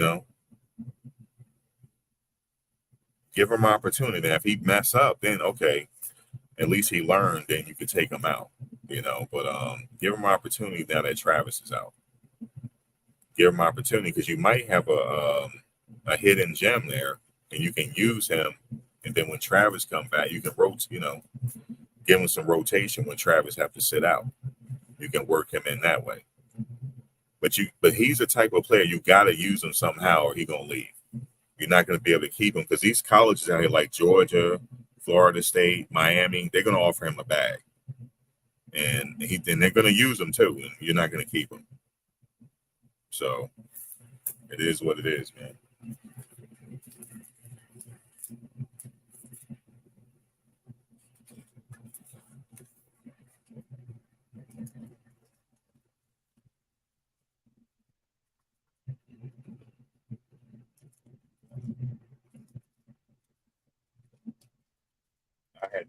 I'm sorry, I just had to keep it a buck today.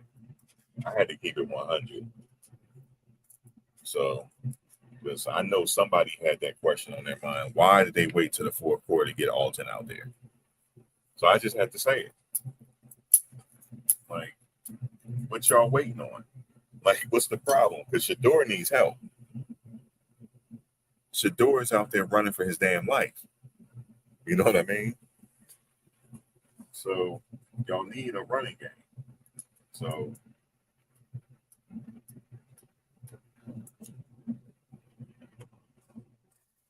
because the offensive line has already established, they are not going to give Shedeur 4 seconds.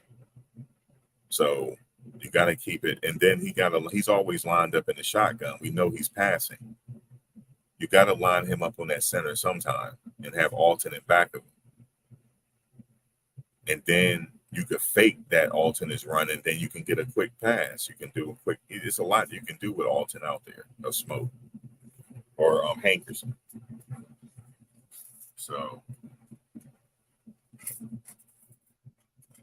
yeah, that's my piece on it, man.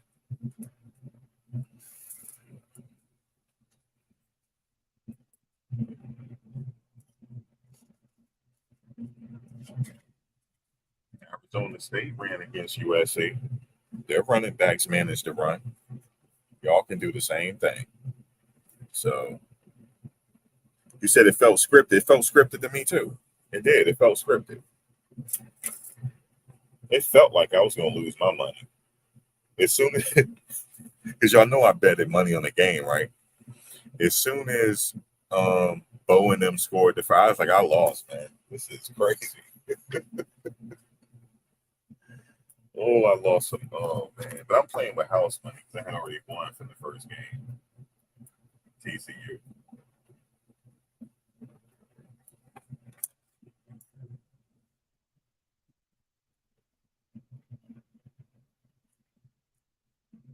Oh, and by the way, I want to say this to the team.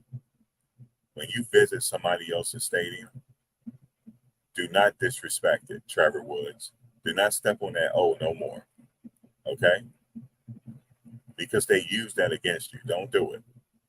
You don't want nobody coming in stepping on the Buffalo. When I saw him stepping on that O like that, I said, oh, my God. Oh, my God. Here we go.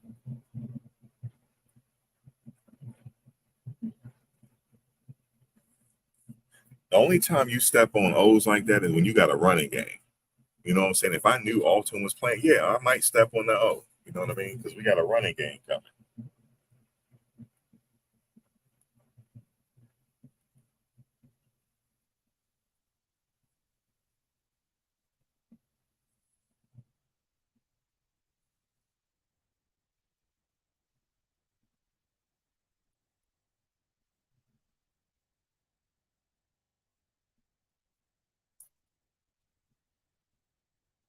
Shout out to Trevor Woods, though. I like Trevor Woods. He was the one that was stepping on the O. I said, oh, man, here we go. I would have said, Trevor, listen, we ain't playing Alton to the fourth quarter. That's what I would have whispered to him. He said, for real? I said, yeah, we're not playing them to the fourth quarter, dog. You know what I'm saying? We just running shotguns the whole play. You know what I'm saying? So that everybody, the whole house know we throwing. So you need to not step on that O. Okay? That's what I need you to do. Somebody got to be real, man. Somebody got to keep it 100. I'm not gonna sit up here and tell y'all, oh, forget it. That's why we gonna beat USC. It ain't no problem. We coming back. No, we're not. No, we're not. No, we're not. If we can't have a running game, they gonna mop the floor with us. Okay, I'm still betting for them. Don't get me wrong. I'm still gonna bet for Colorado. Excuse me. Keep saying it with a D in the beginning. I'm still gonna bet. I'm not betting against them, right? Even if I lose, it don't matter if I lose money. I still support the team. But if we can't get Alton or Smoke out there, establish a running game, we're going to get the floor mopped with us. Okay? I'm just telling you. Now, can we beat USC? Yes, of course. But if we just going to have Shedeur in the shotgun the whole game, I know that they're throwing. And I'm just going to send the house at them. That's what I'm going to do.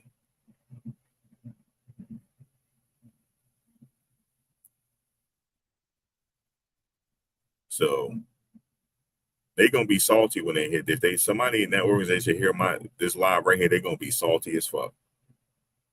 But I'm older than most of the coaches there. I'm just letting y'all, I'm keeping it 100. I'm the only coach I'm probably not older than is Coach Prime. Actually, I'm not older than him. But the rest of them, I'm probably old. No, except for Coach Sal and a few others. And Coach Sal and definitely not older than him. I'm not that older. But you know what I mean. So what I'm trying to say, I'm old enough to just keep it 100. Y'all gonna sit up there and not have a running game, and you just gonna stay in the shotgun the whole game. It's not gonna be. It's gonna be a problem. So, I mean, shit. Put Alton in the game, coach. I'm not talking to Coach Prime. I'm talking to running backs coach, because they got a running backs coach there. Put Alton in the game.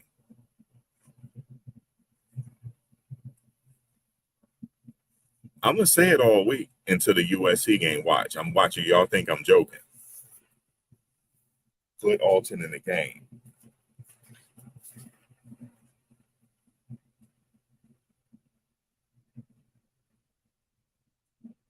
Don't worry, Coach Prime. I'm saying what you can't say. See, Coach Prime got to be diplomatic.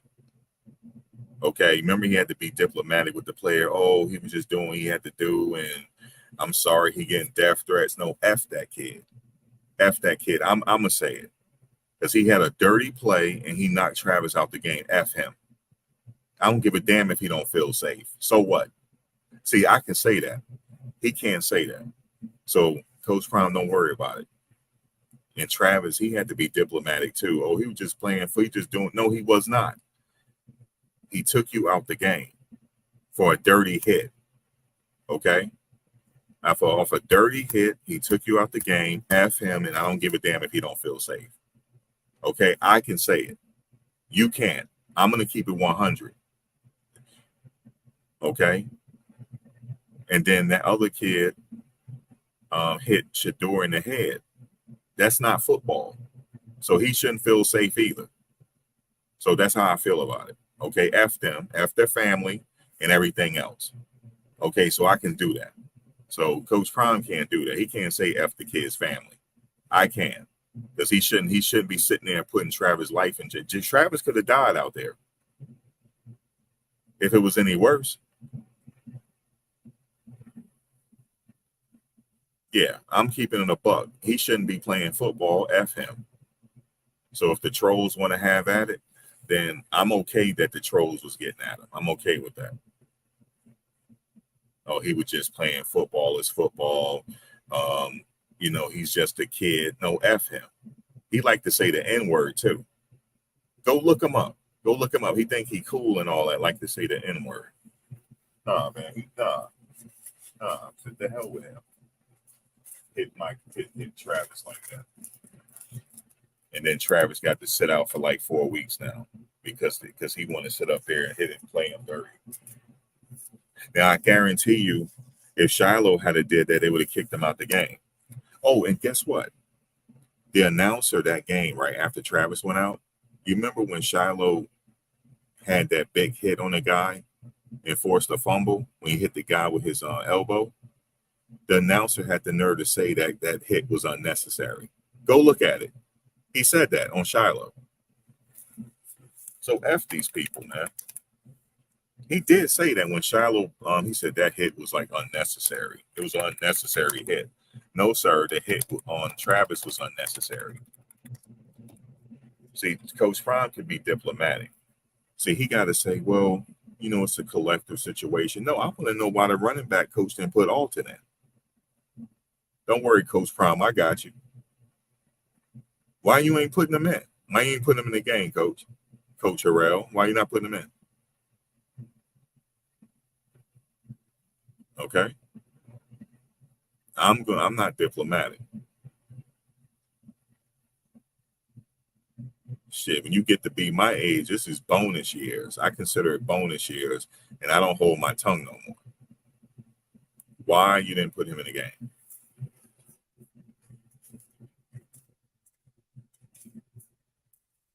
Yeah, that kid that hit Travis is a hater.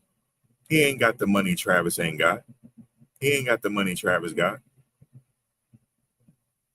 You know what I'm saying? And they were talking crap before the game to each other. And when Travis was warming up, somebody batted the ball out of his hand. So they had already been targeting him. They didn't like that. They think they privileged. That's what happened. So if he don't feel safe, his family getting threats, so what? I don't care. Okay, so I'm going to say it. Please. So I don't, and just to let y'all know, I don't represent Colorado, the organization. So this ain't got nothing on Coach Prime. This is just me watching it. You know what I'm saying? So this is not a reflection on him. Because I know people say, oh my God, he doesn't feel sympathy for the player. I don't. Because he was playing dirty. So I don't.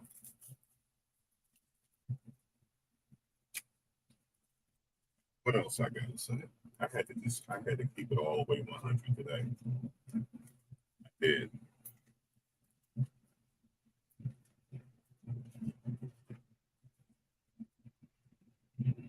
And I'm assuming Gant is still hurt. That's what I'm assuming. So that's my question for the defensive coach. I'm assuming Gant's still hurt too, right? I'm assuming. But he was on special teams. So I'm assuming he's still hurt. That's why he's not out there. So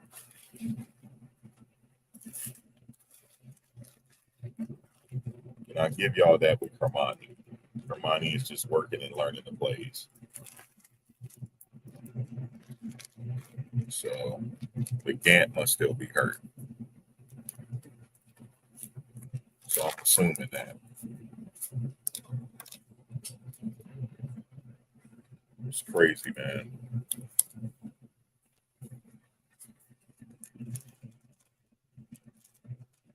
I know Coach Prime said there was some players on the team that had attitude problems and stuff like that. I think he alluded to that. And then he also said, I wish I could kick people off the team. So maybe they got some internal stuff going on. I don't know. He did say that. He said this, we got some bad attitudes in here, and I wish I could kick some off the team. So I don't know what's up with that, but that's unfortunate. Hopefully they get that squared away. But theme of this message is, if you guys don't establish a running game, you can forget USC. You can forget it. I'm still going to bet, though, but you guys can forget it. Anybody else want to come on while I'm at it before I get off?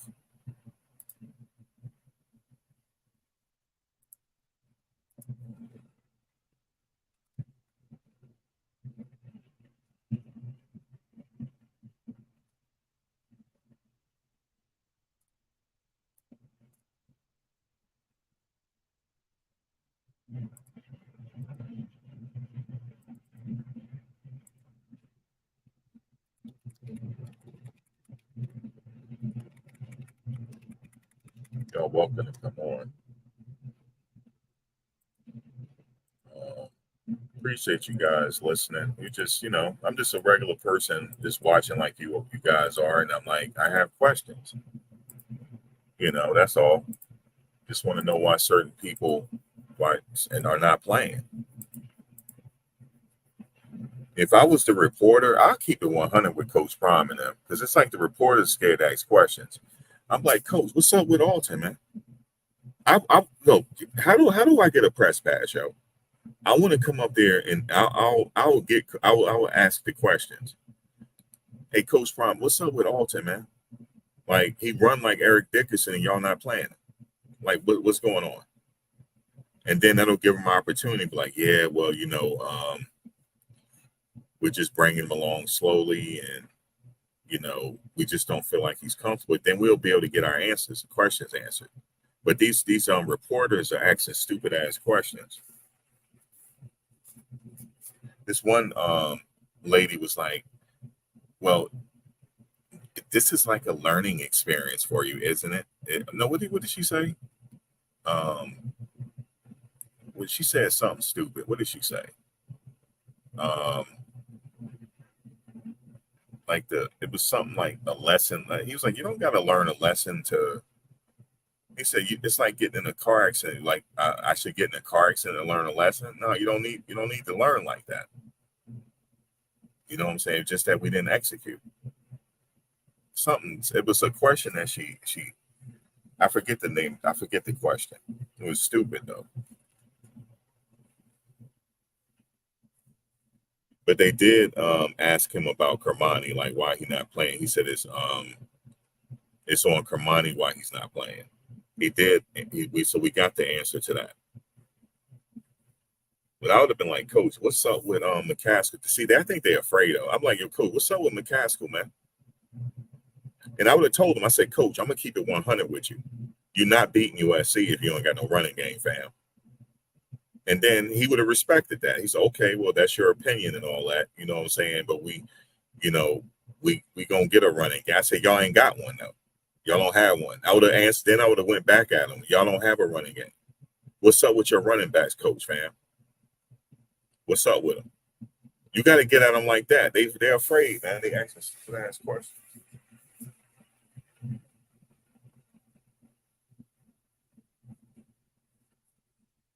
I said, Coach Prime, unless you're going to suit up, I mean, what's up with the running game? Like,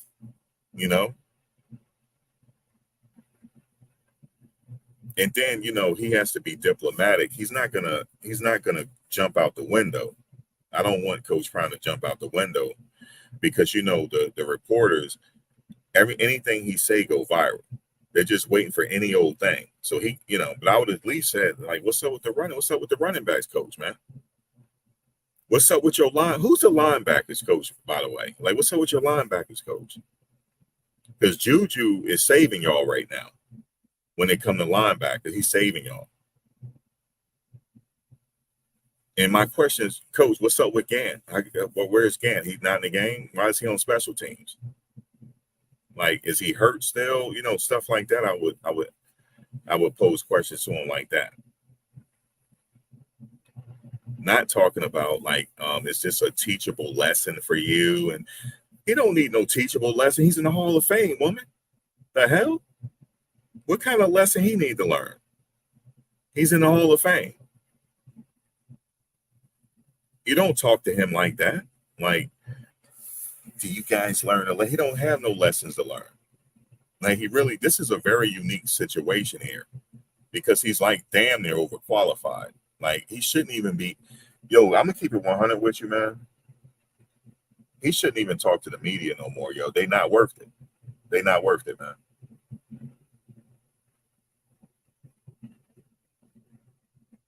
Is this what can you learn from this? What you talking about? He's an expert. What can he learn from it?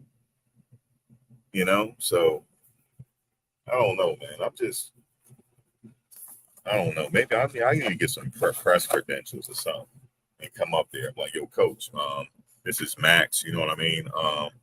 Let's get right to it. I got a couple questions for you. I'm just letting you know. Okay, I got a couple questions for you. Well, first of all, coach, what's up with Alton? That's what I would have said to him. What's up with Alton, man? What's up with Alton? And then I would have hit him up with the Kermani situation, where I would have joked with him. He like, well, it's up to Kermani is the reason why he ain't out there. I said, so what? Is he having a bad practice? Like, what's going on? We talking about practice, coach. We talking about practice. Should I get my Allen Iverson on you? I'll be clowning up in there, man. He's sitting up here talking about practice, and Allen Iverson in the Hall of Fame. Come on, coach. Coach, I used to see you come to the Dallas practices in a tricked out golf cart. You know what I'm saying? You got special privileges. You know what I'm saying? Like, we talking about practice. Come on, coach. Come on, man. We talking about practice. Man, I would have got him, y'all. We talking about practice. Coach, you tripping. Coach, you tripping, man. Why ain't you got Alton out there, man? You tripping. That's what I would have said to him. I said, the reason why y'all lost, coach, this is no question for you. The reason why y'all lost like this, y'all ain't got no running game, man. And had the nerve to put him in the fourth quarter. Y'all might as well didn't put him in. Coach, you might as well. What if he had got hurt in the fourth quarter? Y'all would have really looked silly. Coach, you should have never put him in. I would have been there with my Yankee hat on. You know what I'm saying? My Yankee hat flipped to the side. I would have been just like that. I'm like, coach, you tripping. You know better than that. You're a Hall of Famer. You're going to sit here and put Alton in the fourth quarter, risk him getting hurt in the fourth quarter when the game is out of reach? You should have put him in the first quarter. That's what I would have said to him. Sitting up here talking about a teachable moment, and he's a Hall of Famer. No, I would have been like, you should have put Alton in, man. And you know what he would have said? Well, that's your opinion. You know what I'm saying, Max? You know what I'm saying? That's your opinion. Yeah, you damn right. I'm like, you tripping, man. You're going to wait till the fourth quarter to put him in. It's the game out of reach at that point. Listen, I'm going to keep it all the way 100. The game was out of reach by halftime. It was already out of reach. So at least put him in after halftime. Let's see what he can do.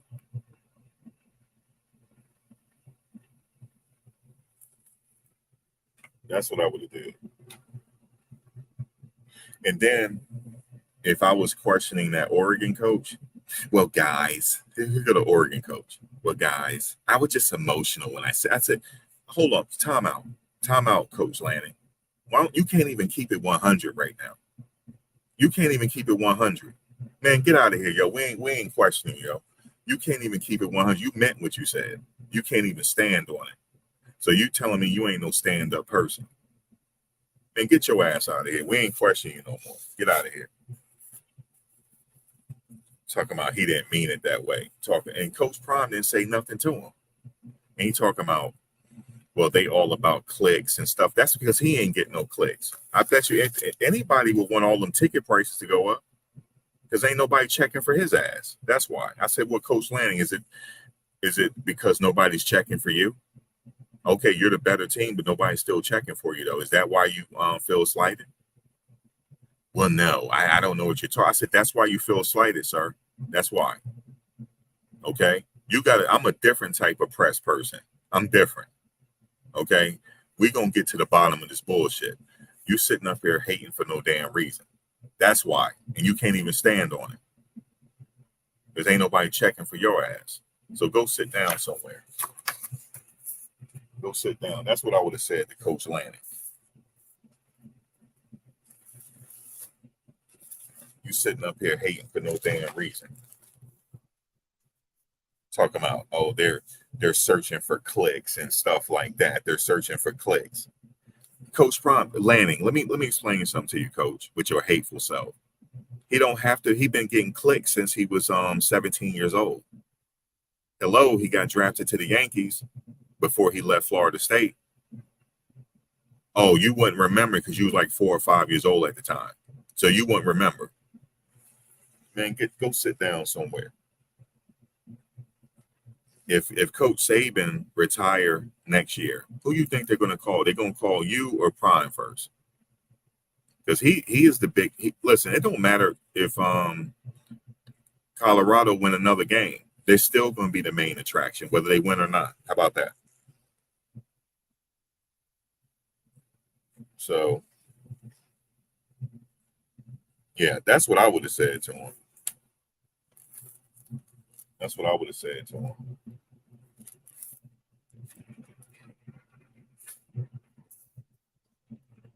I would have got with Coach Prime, though, on Alton, though. I was like, Coach, man, you got to keep it 100 with me, man. Y'all sitting up here putting Alton in the fourth quarter, man, when the game is out of reach. What if he got hurt, man? What if he got hurt, Coach?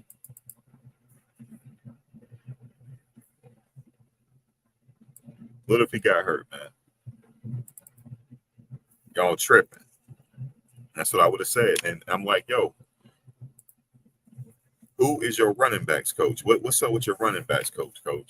What's up with him? He's like, oh, well, I don't, you know, our coach would have said, I don't know what you mean, brother. What you mean? What's up with him? Coach, why didn't you put Alton in? What's up with your running backs coach? That's what I meant. What's up with your running backs coach? Man, I go viral up there, man. Let me get some press credentials.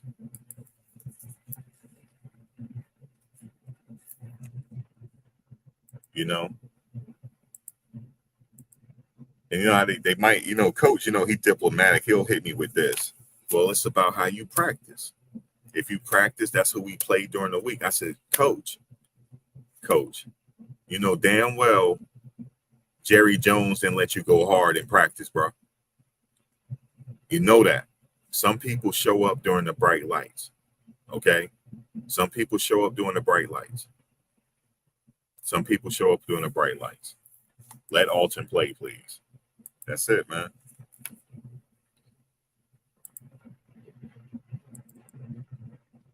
And I know some people, they're afraid to say what I'm saying because they're trying to get brownie points and hopefully get with the team. I'm not doing that. I don't want no brownie points. I want to know why Alton not playing. That's what I want to know. Oh, I just keep losing money for no reason because I lost money. You know what I'm saying? I don't mind losing the money, but I just want to know why he's not playing. That's all. Y'all know I brag before the game. Oh, this is easy money and all that. I bragged about it because I thought it was. And then what did I tell y'all? Oh, Alton. What did I tell y'all? Oh, Alton playing. You know what I'm saying? They said, oh, really, Max? I said, yeah. This the game right here, man. You know what I'm saying? Alton playing. Yo, my brother called me yesterday, man. I was so damn salty. Y'all know I lost the bet against him. I was so damn salty, man. I was so salty. I didn't want to answer the phone. He was like, not only do you owe me my money, he said, what's up with your team, man? He said, you talked all this crap about how the Rolls Royce is parked and all this, how they about to play the Rolls Royce. He said, bro, he didn't play. I was like, what did I say? I was like, yo, I got your money Sunday, man. He was like, yo, what's up, man? I said, I don't, I got to go. I think I said something like that to him. I didn't feel like hearing his mouth.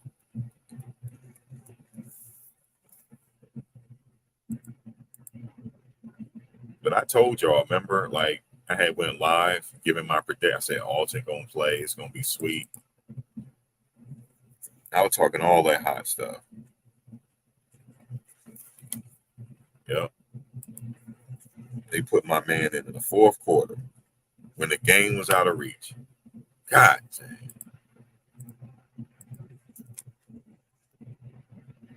Don't worry, Coach Prime. I got you, man. I don't know you personally, but I'm going to say the stuff you can't say. I'm going to say the stuff you can't say, man.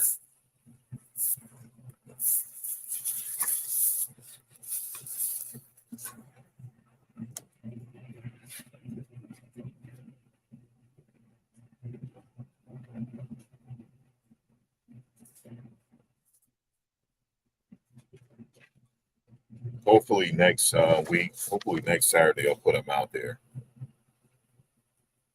And just let y'all know, I don't know Alton McCaskill or his family personally. I don't.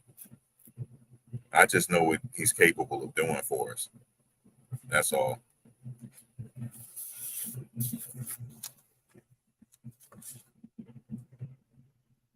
That's it. Unless somebody knows something else, unless he like no Max, he really is still working his way back. I don't know.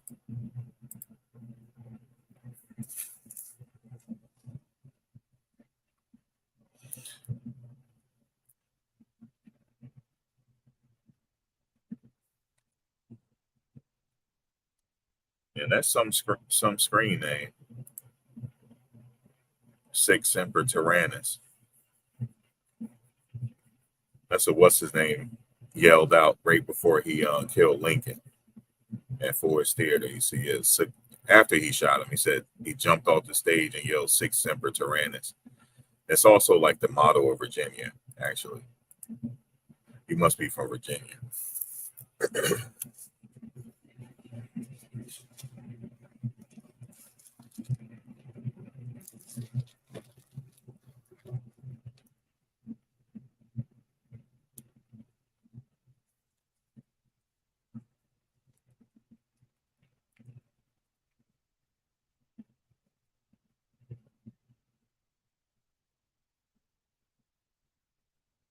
Yeah, I don't know why they didn't give him an opportunity to play.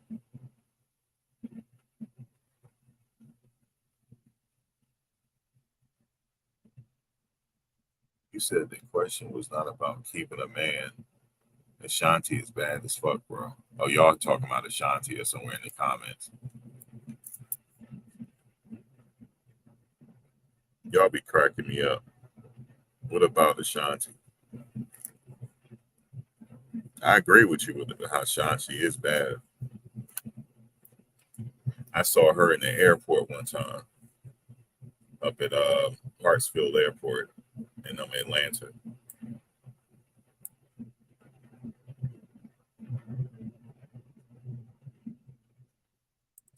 I was with my ex at the time, right? And when she was rolling through the airport, I was watching. And my ex said, "You like something you see?" I said, "What?" She said, "Do you like something you see? You like something over there?" I said, "Yo, that's Ashanti. You know, the singer." She said, "Oh, is it?" I was like, "Yeah." And then she looked again. She was like, "Yeah, that is Ashanti." That was hilarious that she called me out.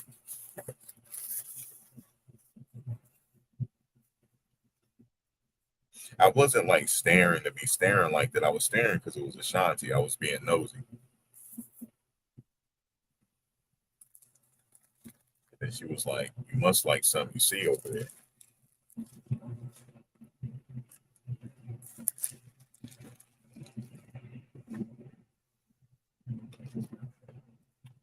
And then I said to her, "Well, I'm gonna keep it 100. Well, yeah, I like what I say. Like, what do you like? There's something wrong. It ain't nothing wrong with me, is it? Like, I mean, women, y'all do the same thing. Y'all see a guy, y'all necks break and all that. But let me stay focused here. Coach Prime, this is my message for you. Let Alton play, man. Just let him play. Give him a look, man.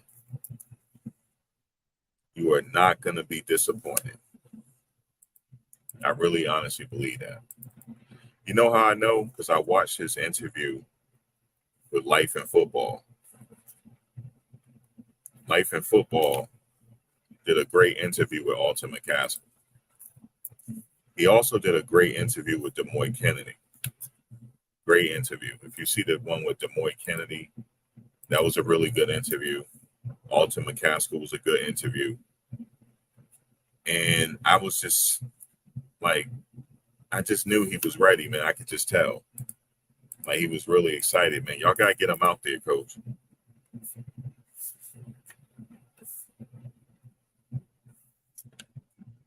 Got to get him out there. If not, be honest with him. Let him know what's going on, because he keeps suiting up. That means there's a disconnect somewhere. There has to be a disconnect because he suited up.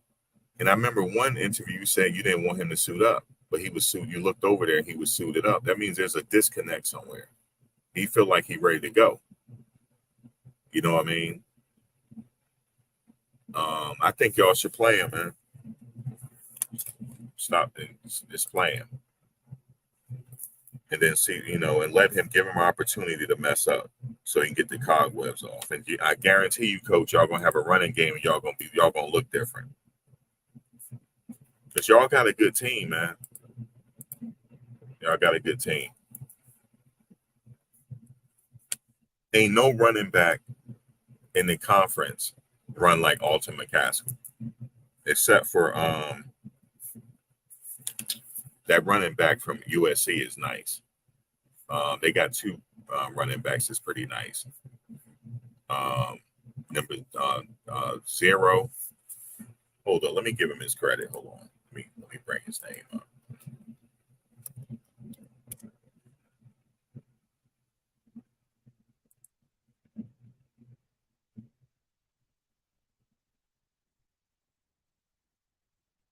All right, they played Arizona State last night, right? Let me give him his due credit. Hold on.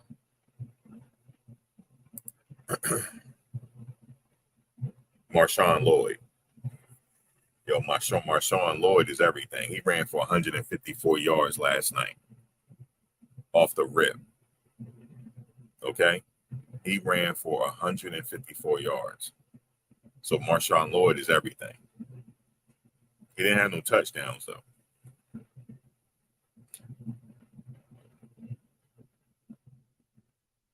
He didn't have no touchdowns, but they didn't need it, really. But it was the yardage and stuff that he got was very important. So he got 154 yards last night. Now, let's see Arizona State. Let's see what their running back did. Coach Prime, Arizona State's running back, his name is Cameron. What is his name? Scatetto. I don't know what the hell. Scatetbo. He ran for 111 yards, Coach Prime, on USC. He ran for 111 yards. What you think Alton McCaskill going to do? Their running back ran for 111 yards on USC, and he had a touchdown. He averaged 5.5 yards. I know Alton can do that. Marshawn Lloyd averaged 11 yards per carry. Marshawn Lloyd, he is everything. Now, let's see what Jerry Rice's son did last night. Brendan Rice, he received for over 133 yards, 2 touchdowns. He just like his father, just like him. He even ran a route last night that his father runs, just like his father, Jerry Rice. So he was the leading receiver last night for 2 touchdowns, 133 yards.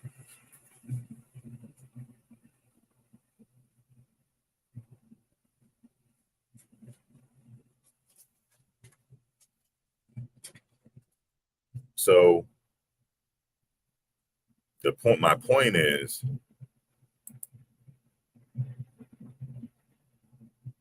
they have a running game. But let's go back to Arizona State running game.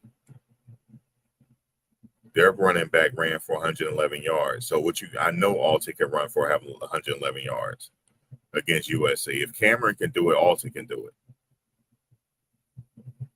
So there y'all go. Y'all need to run it. Y'all need to get him out there.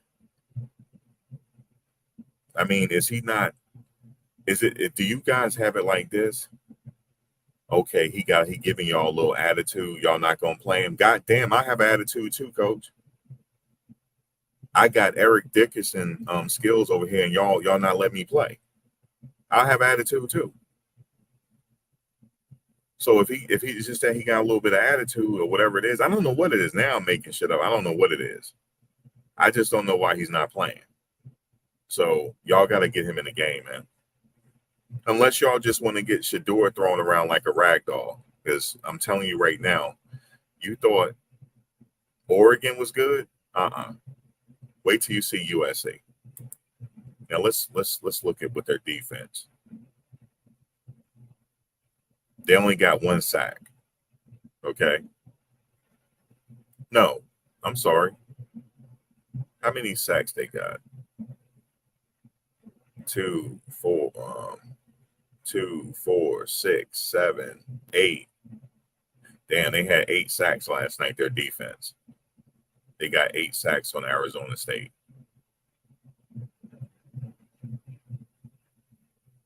So they did get some sacks last night. They got 8 of them. They had 3 players that got 2 sacks apiece.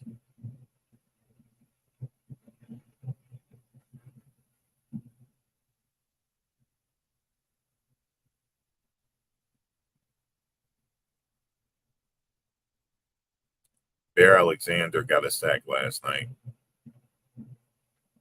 But they had 3 players on their defense that got 2 sacks apiece.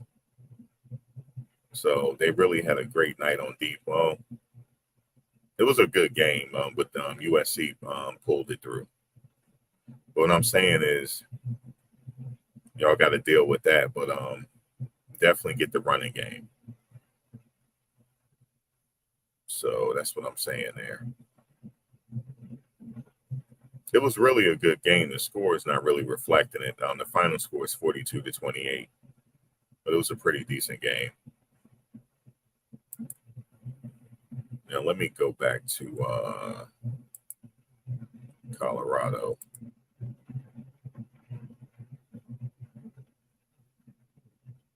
Let's look at the Oregon stats. Let's look at defense.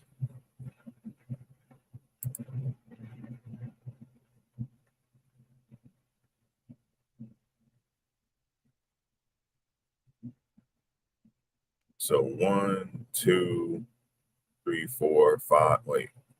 1, 2, 3, 4, 5, 6. They got about seven sacks yesterday. Oregon's defense. Some of them were half sacks. They gave credit to other people. They were half sacks.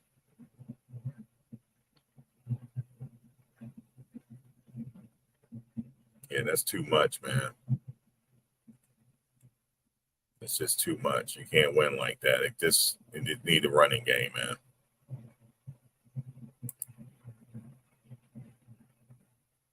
He tried to, think about this. Despite all those sacks, he still managed to throw up 159 yards, 1 touchdown. Golly, man. Now, the leading running back was Anthony Hankerson. He had 31 yards rushing. He averaged 6.5 yards a carry. Dylan Edwards is number 2 with 21 yards. He averaged 7 yards a carry. Now, get this. Alton McCaskill had 17 yards right on 5 carries. He didn't get a chance. They didn't give him a chance. I guess Savion is hurt. I don't know. Is he hurt too? He only had 1 carry for 7 yards.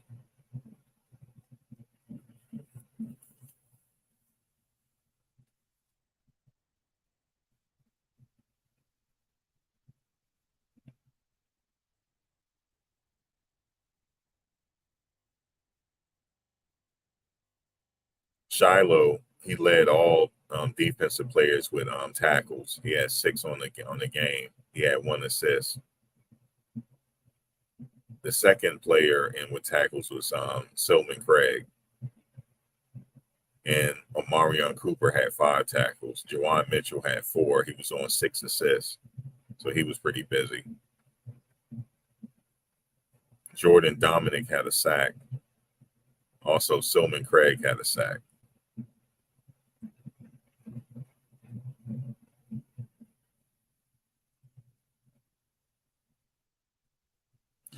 Now, if you look at the other people that played defense, there's a couple players there that only just had that. There's a lot of players that didn't have no tackles, but they were in on assists. So they didn't really get big production from anybody on the defense except for the usual suspects: Jawan Mitchell, Omarion Cooper, Silman Craig, and Shiloh. Shiloh is actually, he probably leading the team in tackles at this point for the year.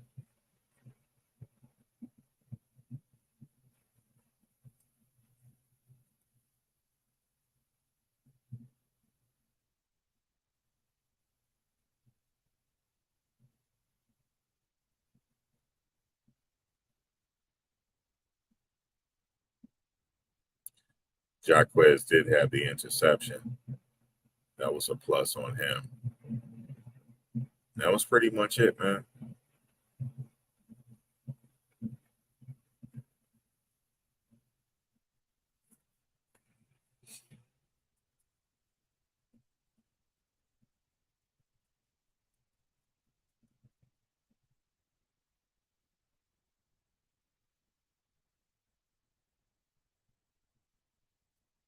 Like I said, I'm not a coach or anything, so I don't know what they know. I'm just like I'm not a fan. I'm not a fan of anybody. I'm just a supporter and just watching like everybody else. And some stuff that just, I don't know, man. That's all I got to say. I appreciate you guys for listening. I'll be back at some point. And, I'll be saying Alton name again. I mean, the thing is, just looking at these stats, you guys just abandon the run. Y'all abandon it. That's pretty much what it looks like here. You guys are like the hell with the run. We're just going to give it to Shedeur and let him pass. That's pretty much it. So, I don't know, man. It's still a long season. They got plenty of time to correct it. So we'll see what happens. We'll catch you guys on the next one. Y'all be safe. And yeah, man, I just had to keep it 100 with them. Like, I don't know what's going on. But y'all have a good one now. All right, y'all.